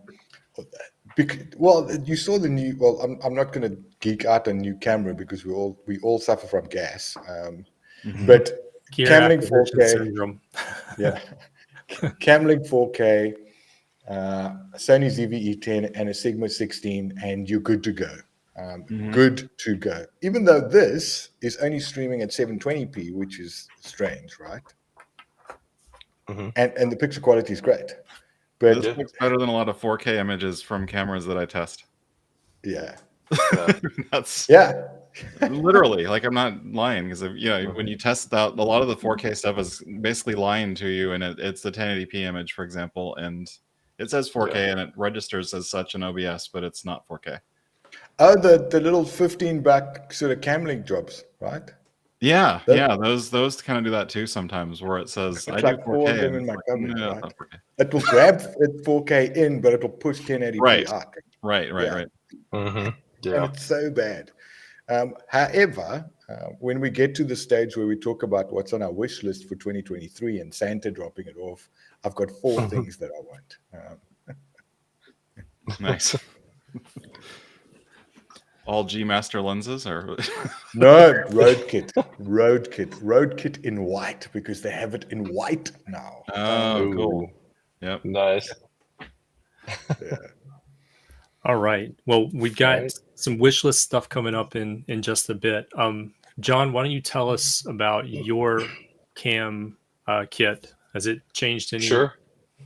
It really hasn't changed much at all. I got I'm still doing the Sony A6400. I'm doing HDMI out to a Elgato Camlink 4K. The way I power it is with a battery replacement. Yeah. So I've got the little replacement battery power guy, and I've got a Sigma 16 millimeter f1.4 lens on there, like what Alistair was talking about. I picked it up, I think, last Black Friday or 2 Black Fridays ago for like $100 off. So I paid $300 instead of $400, and that was when I finally snatched it up. It's been great for me. The way that I mount it, let me switch over to my iPhone. There we go. So the way I'm mounting it is I've got the arm that came with the Elgato key light. I got a solid arm that comes off of it, again, Elgato, with a little ball mount at 90 degrees. So I've got it kind of floating out there that's the HDMI coming out, and then the power on the other side right there. Sigma 16 millimeter lens. I've got the viewfinder flipped up at me so I can kind of look into it a little bit, but that's what I'm running, and it's right above this 24-inch monitor. And the way that I do my setups, if I ever share anything or like doing a demo, this is dedicated to sharing, only sharing stuff. So, I can have notes and other things like over here on this big screen, and I can dedicate this to having team sharing around it with the camera directly above it. So that's why I kind of angle myself and turn sideways. I've thought about doing, every once in a while, I'll put like a Logitech Brio or something up here, and kind of, that way I can just be lazy and live on this monitor with a camera going on it. But the only other camera option I have is the little Link device that I'm using here. It has a camera that comes out of it that you can use, but again, it's kind of, it's when you got that right behind it, it's like I'm never going to actually use that all that much. So this guy tilts. Next year, we all have to figure out how to put all of our cameras on automatic risers and make them like appear out of the desk and hide when we're not using them. It's like R2D2. Yeah, it's pretty cool. Like I got this monitor, this Teams device sent to me for like tap testing and stuff. I gotta do another round actually of tap testing and team certification. And the first one they sent me, like the camera didn't actuate, so I had to get like a new one. I had to RMA it and stuff, but now it's been rock solid. I really love this monitor, by the way. I think I mentioned it before, but this thing is killer. It's a standalone Teams device, so I can switch like that, and it's got MTR support in it, so I can join meetings that way. Flips back over to HDMI. It's got a wireless charger built in, so I can throw my AirPods on there.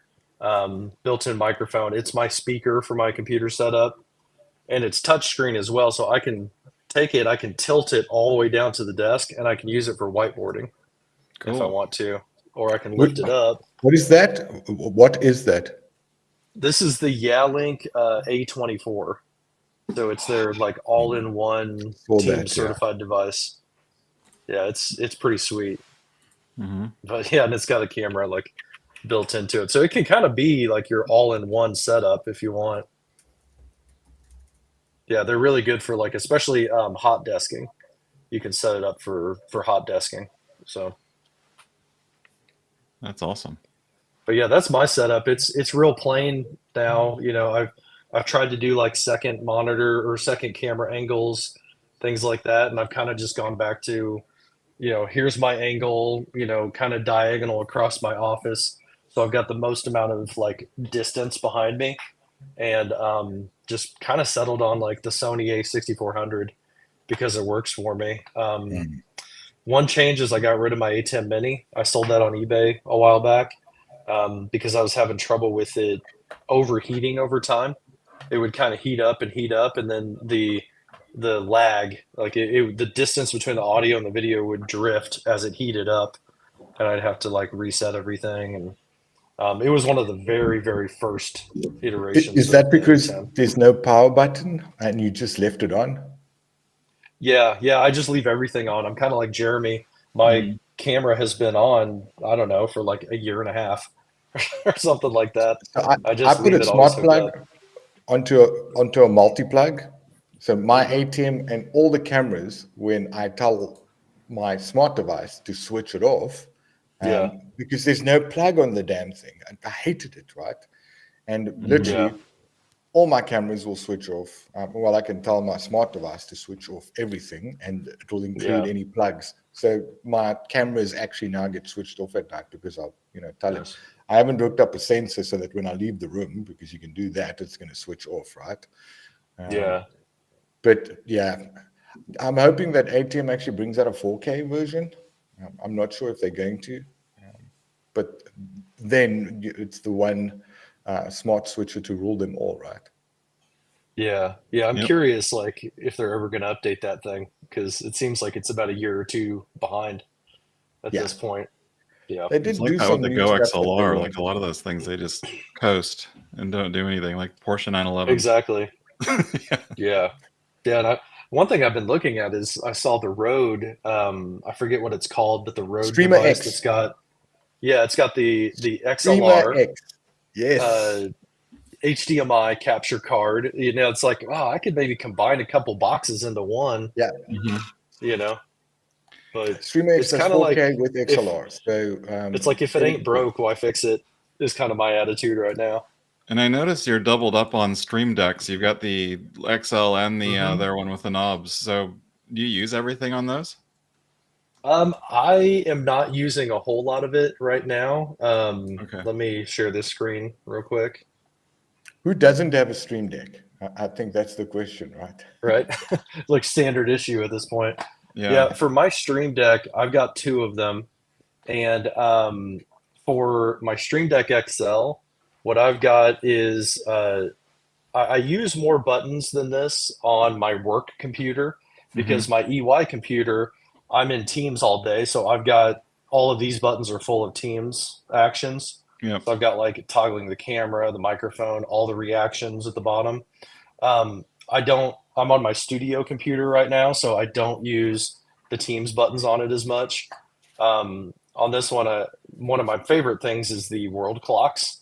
So I've got world clocks for everything, because like Darrell's in New Zealand, I've got a clock, so I always know what time it is for Darrell whenever I IM him or something like that.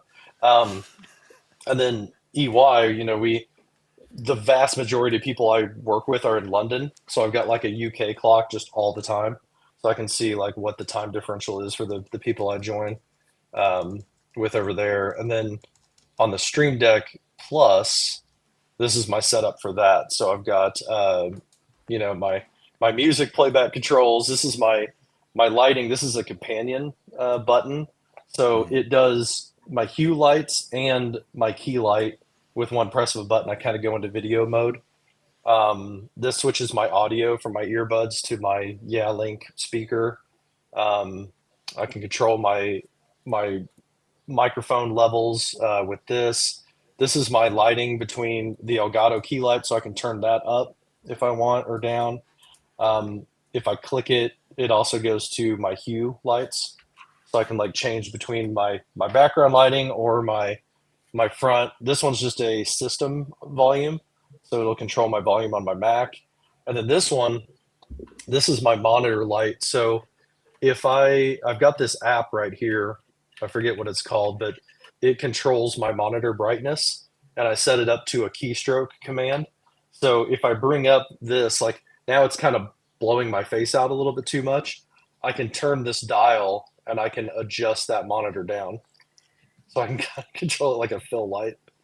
But yeah, that's what I'm doing with my Stream Deck at this time.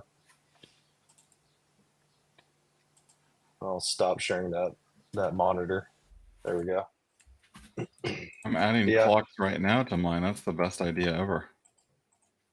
Oh yeah. Yeah, the clock thing's great whenever you got, people all over the world. I think I'm going to add the clock thing as well. You're doing that too. Yeah. Well, my thing on demo recording is you couldn't get rid of the Windows 11 clock, and there was no way to remove it. And there were tools, utilities that were like third party, because all of the group policy controls, everything that's been around since the Windows 9X days, didn't work. And so now they finally shipped that capability, and somebody finally reached out to me from the Windows engineering team to say we fixed it. But nice. The clock can be removed. Yeah. The thing I do, so this is a plugin from Bar Raider. So if you go into the Stream Deck, you search for Bar Raider, you'll see the clock one.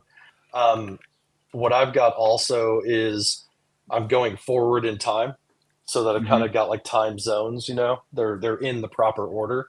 On my work setup, I've also got the weather for each of those locations too. So when I get on with somebody from London, I already know like if it's cold or if it's warm. I set it, of course, to Fahrenheit, so I understand it. But I could be like, I don't know. It just makes me feel a little bit like closer to the people that I work with. Yeah. Yeah. Awesome. So that's my camera setup and a little bit more. Andy, what about you? Yeah, I'm going to show mine kind of briefly. Like we did a little bit of this last year. So I'm actually switching over. This is the Elgato face cam, and I'm just using it as a top down. So this is where it started. This guy right here. I wanted a better webcam than the face cam in my MacBook like 3 years ago. So I had this laying around. It's a Rebel T6. And I used that for a while with the Cam Link. It gave, or actually no, there was some USB software, and that worked really well. And then there was an update in Teams, and that broke it, and so I couldn't use that anymore. Webcams were super hard to find, so I ended up buying this guy. This was the Sony A6500, and I've got the F4, and then it's a 18 to 105 power zoom lens. Love it. It's awesome. It's 4K, clean HDMI out. It's got the smaller battery on it, but you can do a dummy battery, and so that's like my B cam now. But I also use it for like out and about, taking pictures, videos, stuff with like my kids. I was using the Cam Link on it, but I switched over to the ATEM because I have a couple of mirrorless cameras now, and the ATEM Mini allows me to do the switching back and forth.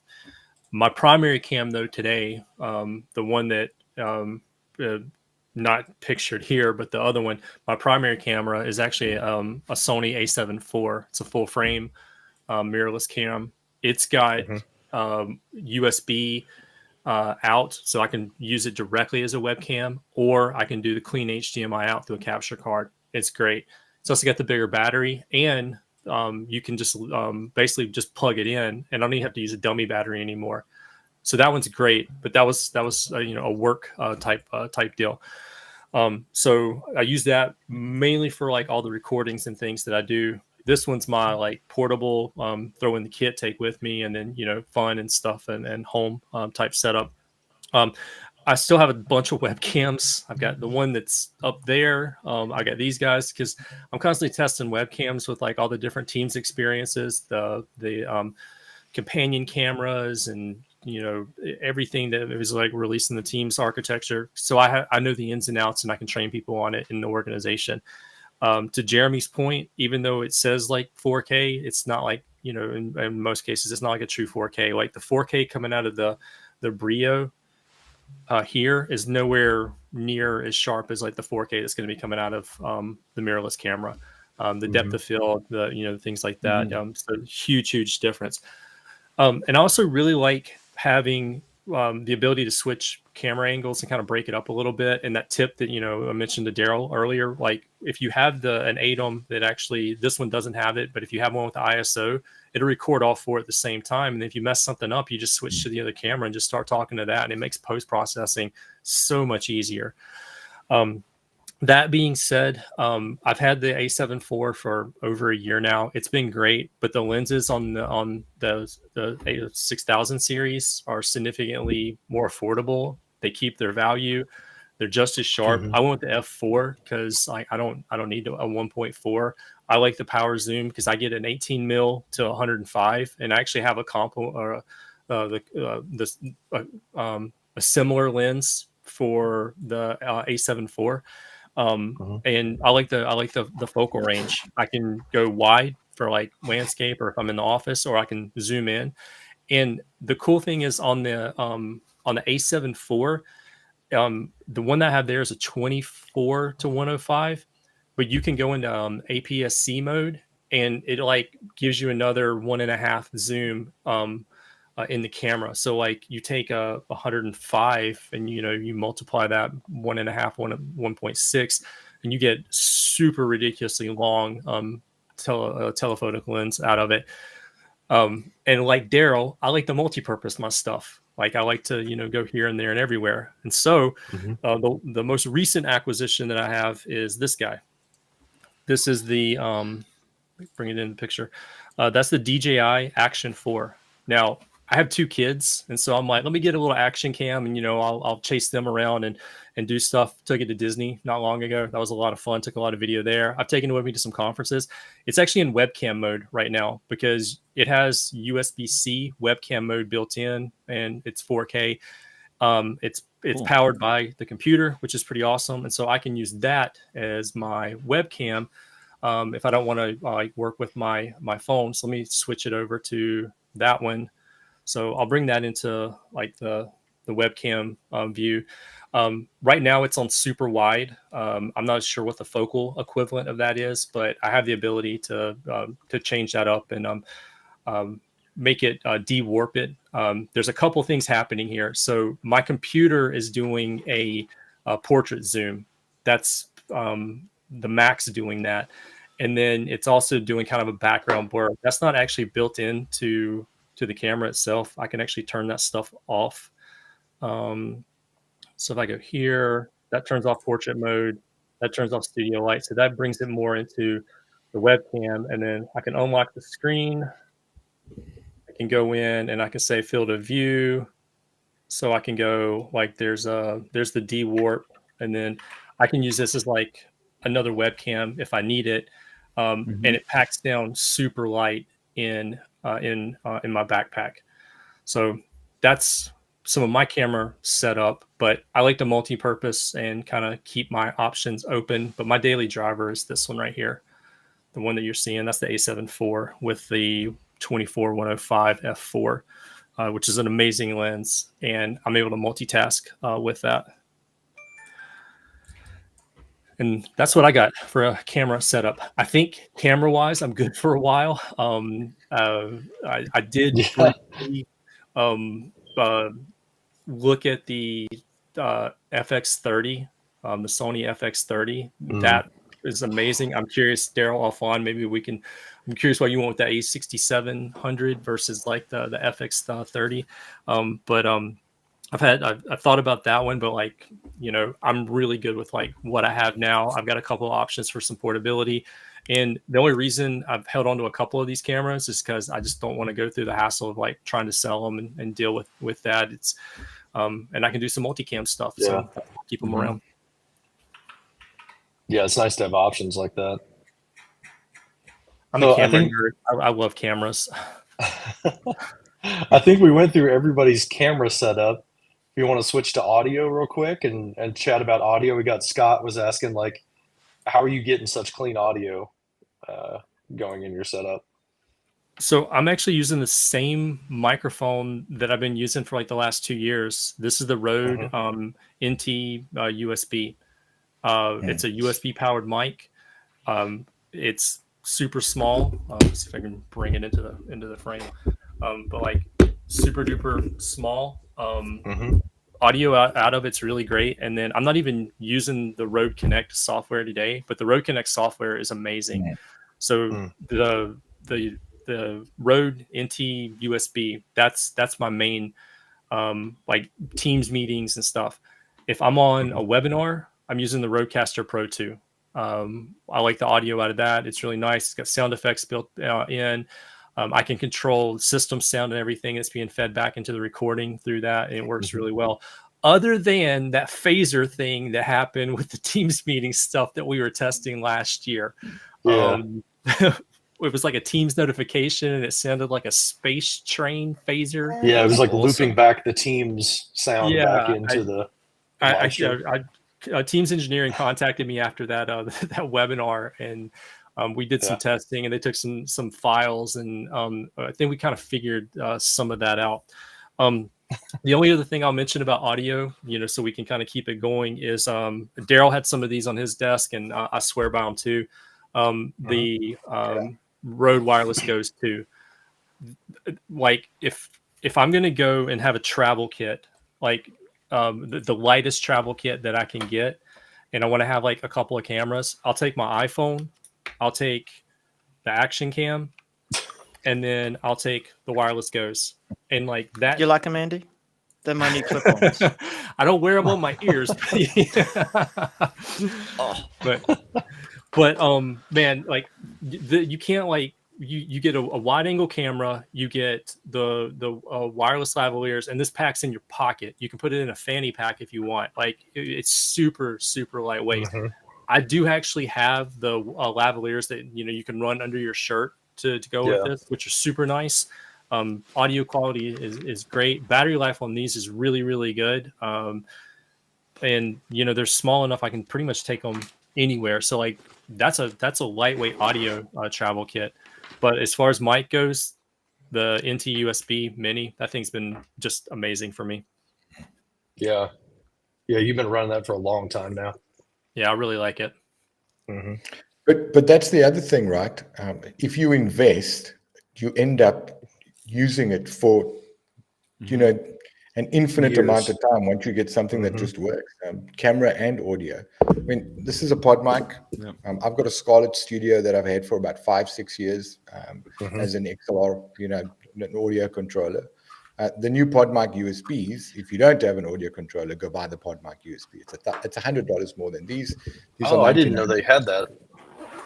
Hey? The USB version. I didn't know they had a USB version now. So they've launched the PodMic USB. That was about, I think, in August. So it's a PodMic. It looks better, but it's got a USB and XLR. So if you wanted to plug it into an audio controller, you could, but it will plug straight into Rode Connect. And I've got an NT USB on that desk over there.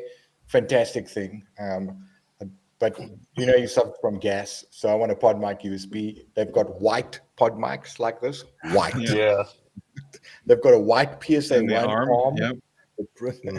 Nice. And then you plug it straight into and they've got a Rodecaster Pro Duo in white. And the wireless goes, the wireless tools. The wireless you can jack them straight into the Rodecaster, the new Rodecaster Pros and the Duos, straight in. And now you've got audio. They come in white too, Alistair. Okay. What? They come in white too. The wireless goes. Well, not the wireless goes. Yeah. For wedding mode, The wireless goes, right? Yeah. You can get a white Stream Deck too. Yeah. Yes. Yeah, dude. But okay, the thing about white, and we were talking about this yesterday, Al, is that that allows you to start getting fancy with your lighting as well. So imagine Al's white mic, little lights sort of up from underneath. Yeah, kind of like that, with I guess barn doors, so it's not all over his face. But that's the fun part of it, right? You can bounce it off of the boom arm basically to where you can make the boom arm different colors. Yeah. Well, no, the other way if it's shooting at the white part of the boom arm, but yeah, if you don't want to shoot it at the camera. Let me blind you for a minute. I had the shaky cam, so I guess we're even now. Osmo Pocket 3, the new Insta360 Ace Pro that they launched yesterday. Any comments? I haven't tried that. Does anyone have the Pocket 3 DJI Osmo? That camera? No, I had a Pocket 1 for I have a years, Pocket and it 2. was great.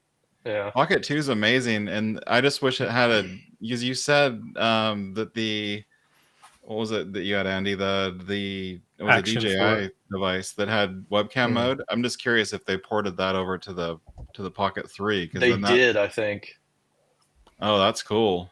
Yeah, and it comes with a creator kit where they'll give you the wireless mic for it as well.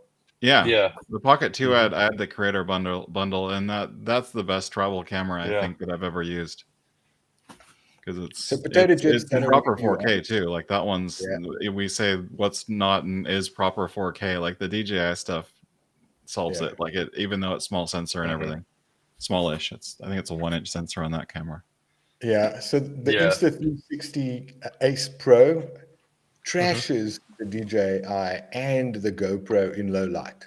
It's just chalk and cheese. I mean, the reviews were up yesterday, and I mean, if you want a portable, and it's got you get that banding mode, that weird sort of fishbowl mode. Fisheye lens They've distortion. got a setting where it will straighten it. Cool. Nice. So that's pretty cool. Anybody else looking at what is the amorphic lenses for their cameras, like proper Hollywood? Oh yeah. I've had anamorphic, not for these cameras, but I mean, Moment does the anamorphic kit for the I had iPhone. one for the phone. Yeah. And it didn't work well in your environment? What's I had it just to play with, like out and about with the family, stuff like that. It was, I mean, it worked really good. It was pretty cool. You get like cool lens flares and things like that. Yeah. I've just never considered doing it for like my desk setup. Well, that's one thing I wanted to experiment. Like we talked about wish lists, toy things to experiment with. An anamorphic lens, like on the A7 or on the ZV-E10, I think would be pretty fun to try. Would you use it to give a different format, like if you were creating an OBS scene, so that you've got your anamorphic lens and then content? You know what I mean? You could have a different look once you dial the color correction to where they kind of match. Then you could have one that's not and one that is anamorphic. And theoretically, the anamorphic should give you cooler bokeh effect and light flare and all of those things because it's got more of a cinematic look to it. I haven't seen any autofocus anamorphic lenses. Oh, that's the problem. Because then you can't do low aperture because with an f1.4, basically the tip of your nose is out of focus with your ear. Yeah. So I haven't seen that. You got to dial the focus in manually, right? So if you move, that's a good point. Well, you can pull the Make Art Now Josh Yo, and you can get the LiDAR from DJI, and then you can attach the manual autofocus thing to the LiDAR, and then you can use any manual. Oh, lens. That's cool. So it's like time of flight LiDAR sensor that will actually spin the lens for you when you pre-program it. It's magic. It's magic. Yeah, get one of the new Ronin 4D or something. Well, it's like the Ronin RC3, like one of the newest gimbals, has a LiDAR accessory that goes along with it, and then it also has a manual focus ring for manual lenses, and so you can attach the LiDAR to that, and then you can use it to autofocus manual lenses. Josh has done a whole bunch of tests on it. He's got some really awesome videos on it on his channel, Make Art Now. But he's done that for a while. And then the new DJI Supercam that they have, it has some LiDAR built into it as well. Yeah, but I mean, now we're talking about, you know, do you have a cash stash account, right? An offshore account, right? Yeah, I wish. This week on Microsoft Mechanics, all things LiDAR. I would be happy with, you know, those programmable gimbals that you like mount on your wall or the tripod that just does smooth motion like a proper, like a little baby jib. Like that would be cool too. Darrell, didn't you buy a dolly? Some of those. Didn't you buy a dolly where the camera will move on the... Oh, it was just like a roller skate with in fact, that's what I Frankensteined. Yeah. Yeah. The little roller skate with like little skateboard looking wheels on it. Yep. That's what I mounted my Ninja V on, was part of that kit. I think it'd be really cool to get a little slider that you can program to do stuff, and you can put it on basically a time lapse type program where it will just do subtle pushes in and move the camera angles and stuff to where you'd normally need a camera op, a human to do that, but it looks really good with the right setup. Yeah, you could get like a very subtle parallax going, the background and stuff, because you got all these moving backgrounds. If you had the little jib thing that was moving around, then you'd because your walls are all pretty dressed. Yeah. So, Alistair would be like, "Come with me," and a jib like follows him. He's got the MKBHD robot arm. Yeah. Oh, that thing's cool. Yeah, that's an expensive piece of kit, isn't it? Like $1 million or something. Yeah. You want to do that, right? Gosh. Yep. No, that's way over my budget and pay grade. I could never. Maybe like the hardware team for testing or something might do something like that. That sounds like a Panos thing. Yeah. Who thing? So should we head into exactly? Should we head into wish list stuff then, and kind of close out? Like, what are you guys looking to buy potentially Black Friday or after even Black Friday? Like, what are you looking to round out with? I'm thinking about buying the Topaz Labs suite for upscaling, because I think that's pretty cool. I've been using like the free versions of the stuff you can get on GitHub, but I know the Topaz stuff is legit and really, really high quality for upscaling. So that's one thing I want to try out, even though it's like $300 or $400. Yeah, I wonder if they'll be doing any like Black Friday sales. It was like I see a lot for software. Yep, I hope so. Yeah. Any hardware that you're looking to get, or just any time a webcam comes out? No, I keep looking for new releases and things, but it's not like I'm not using it as like my daily drive. They're literally just because I'm interested and I test these things, but lenses always interest me. Like getting I don't have a 16 mil. I've got the 30 and the 23 and a 35 mil full framed. But I wouldn't mind getting the 16 at some point if I found a good deal on it. Yeah. Well, Darrell's got the 15 mil Sony f1.4, and I prefer the color out of that Sony 15 than I do out of the Sigma 60. Yeah. Okay. It's really nice. Yeah. It is more expensive, but it's just the glass on the Sony stuff, and that's a G series, not the G Master. So it's not as expensive as the G Master stuff. But if I was going to buy a lens today for the Sony, it would be that 15 mil that Darrell's got. Is it APS-C or is it full frame? APS-C. Okay. Affordable. Interesting. Yeah, pop that on your ZEV10 in front of you, Jeremy, if you want that wider view. Yeah, then I can get it a bit wider. Did my camera freeze? No, it didn't. There we go. Hopefully. Went black for a second. It was switching to the other one. Yeah, so you get. I went with I could do a 16 mil on this and go quite a bit wider. But then it's the same framing ish as the other one, other than the angle of the camera. So that's why I did two that were a little bit different in terms of different focal lengths. Yeah. So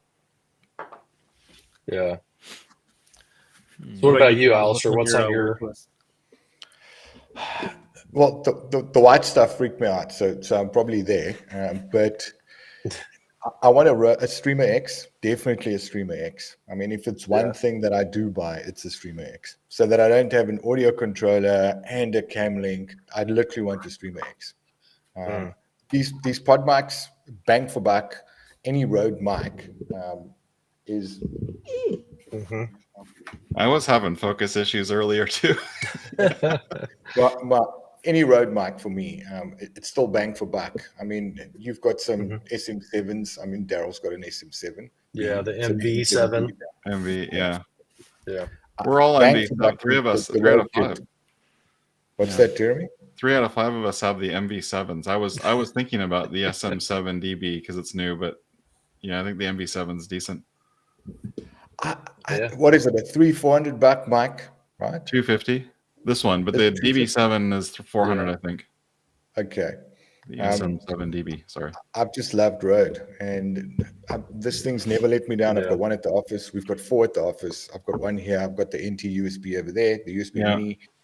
I'd get for that station over there. I'd get the PodMic USB just because it's new and it's got a different pop filter and things. And that's a $200 mic, right? But it's USB and it's perfect, and it gives me this sort of quality and connects to Rode Connect. And then if I want to dial in a big bottom and all of the other bits and pieces, I can tweak it, and I don't have to worry about the really bad echo because I've got no sound handling in my office at home.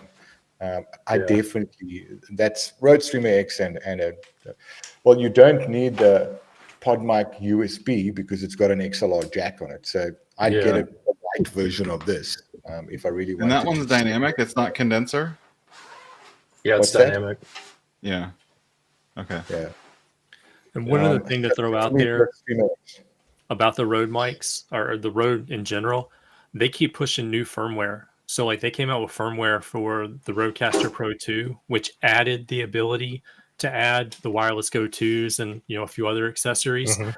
The Rode Connect software, they keep updating that and bringing other mics. They update the firmware on the mics and they bring more mics into the Rode Connect software. So they add new features and functionality. So you buy something and a year down the road, they add a new feature to it and you extend the life of that particular product. And that's great. I don't hear of a lot of companies actually doing that. I know there were a couple of YouTubers that were a little upset that, they didn't have that like right out of the box. I'm happy that they gave it to us at all. And, they added it as a free firmware feature, a year down the road. That's just awesome. I really like what Rode's doing with their audio. Yeah. If you want Alistair's go ahead. Now, the last thing I'm going to say, if you want cheap kit, right? I mean, you don't have to start with an audio controller and $100 mic and then another $100 for the arm. The Fifine, or Fifine, Fifine, they've got an audio controller that's identical to the Podcaster Duos, and they've got a really cheap mic, and it actually works. So you'll pay $20-30 for the mic. USB works. It comes with an arm. And if you really want to do XLR into their cheap controllers, it's $50 for the controller. And you get the Rodecaster Pro Duo type functionality. So you don't have to go spend $300-400 on $500 on a mic, arm, and a controller. You can spend $75-80 and you'll get really good audio as well. Yep. Yeah. So Alistair's going to be spending all of his money at Rode. Rebuying everything again. I think for me, the only thing I have on my wish list is that Elgato prompter. I'm really interested in that one. Yeah. The only bummer about it is Andy had me check yesterday and like ruined my dream of getting it in December. That now it's pushed out to March for shipping date. Yeah, so it's like I really want one, but I don't want to wait a really long time. So that's kind of the only thing I'm looking for is potentially that one. And you do have to separately mount it. That's the one thing. If you try to just put on the lens, then the autofocus stuff tends to get a little bit tripped up on those. Yeah. So you want that's true. I think I would mount it to the arm by itself and then the camera to. Yeah, some of Darrell's kit, like he showed with all the different arms and Manfrotto things to get it in the right spot. Yeah. Darrell, what's on your wish list this year? Just changing audio. So I'm off to AirPods now. I've got plans. You can hear me now? Yeah. Yeah. All right, cool. I've got plans to try and create some content outside. Been experimenting a bit with it already. And so, one of the things that I've got is this Tether Tools table, which the purpose of it is to really provide a place for, if you're in a studio or you're out and about setting up a studio, you're taking pictures and you're tethered to your computer, so your images are always going back. That's the purpose of the kit. Connects to a tripod. But I'm trying to use it to get out, to create some content, to say, look, let's get practical with where I am and what I'm doing. So it's my mobile standing desk. Nice. The stuff that I'm wanting to put on my wish list are really around enabling that mobile studio capability, which is why, the Ninja 5 is sweet. And I've, got the hard drive that arrived yesterday, plugged that in. So I think I'm not trying to go for anything big at the moment. It's more about what can I connect that's going to make that process easier. How can I, bring that down to being, 1 or 2 lenses and traveling out and about. I talked about the 2 lenses that I have. I still think that while my go-to lens for most things now when I'm out is the 16 to 50 2.8 G lens. But the 15 mil 1.4 lens, which I'm using right now, it's just amazing for even walk and talks, selfie stick sort of vlog stuff. So, I wanted to get something like this. It's a case where I can easily pop in lenses and take them with me and drop them in the bag. And so really that's my goal, is what can I do to enable creating that content so it's a bit more interesting. And as Darrell down where he would normally stand up paddleboard, but he's now talking about some other practical application for using collaborative software in M365 and modern work out and about. That's my theme for what I will be trying to. I like that a lot. It's really cool. Nice. What about you, Andy? What are you spending all your money on this year? I think I'm tapped out for a while. I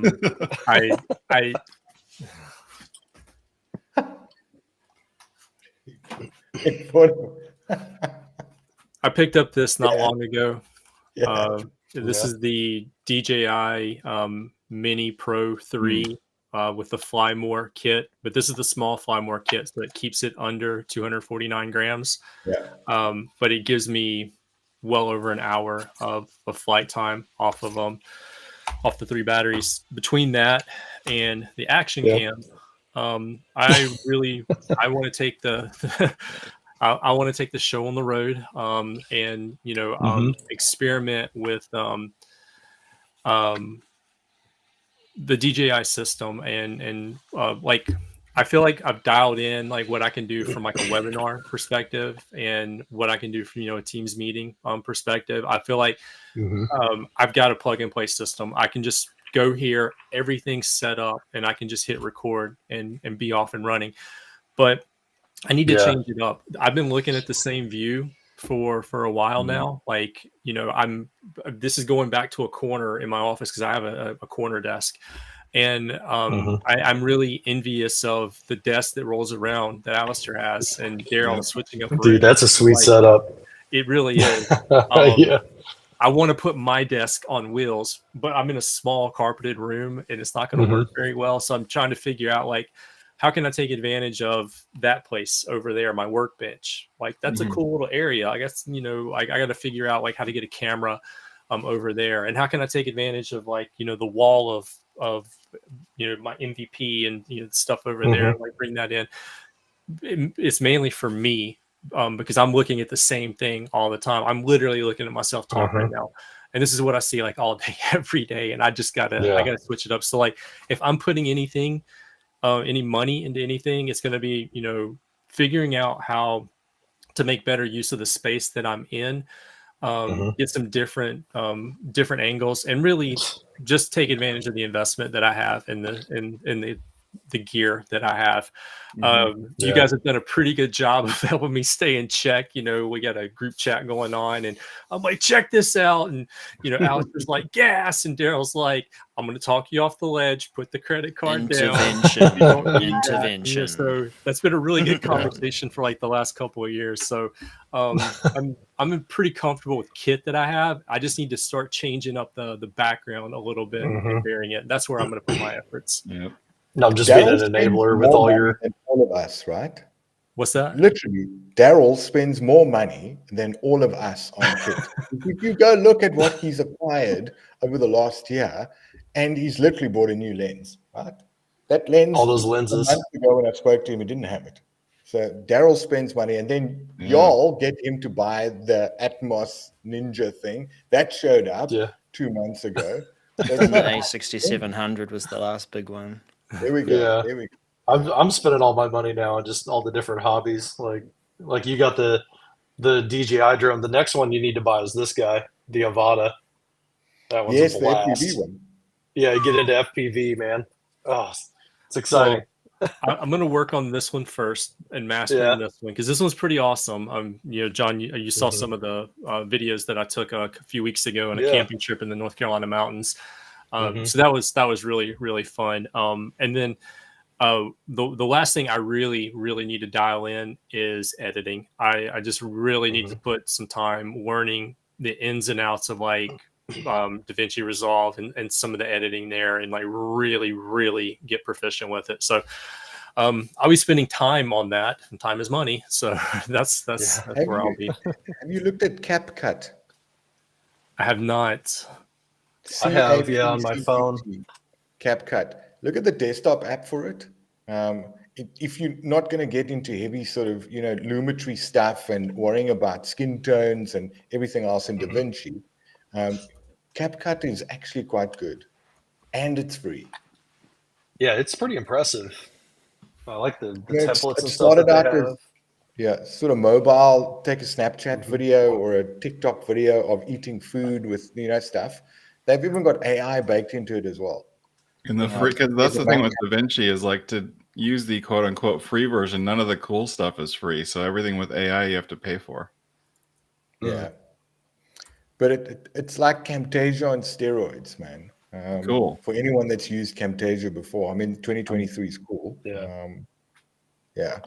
I'm like Camtasia, probably level 9, maybe not. There's probably somebody that's more on the 10 side, but I've had so many years of Camtasia practice. Yeah, I know that's my main workflow.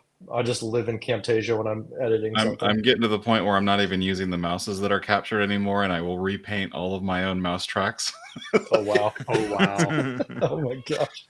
And make them go like so if they float over links from hand to pointer to hand to pointer and like all of those things. It's fun. It's not fun. It's animations.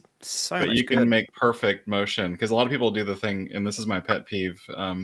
When they circle the thing they want to like pay attention to this string of text, circle it, underline it, circle it again, go up and down, and I'm just like, really?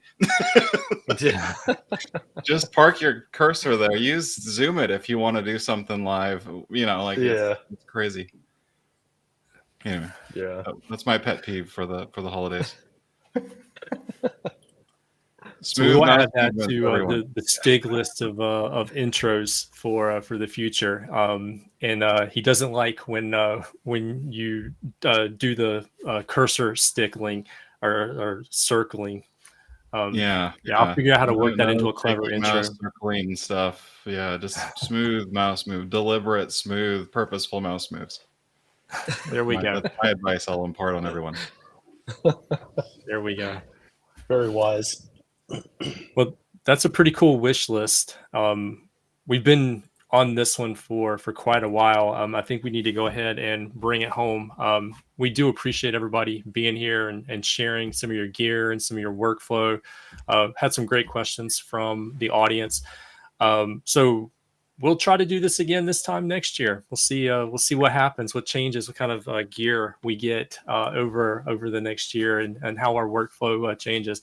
But a big thanks to Darrell, Alistair, and Jeremy for being here with us, and sticking it out for 2.5 hours here today, but also just popping in every now and then as John and I are going deep into the Microsoft 365 world.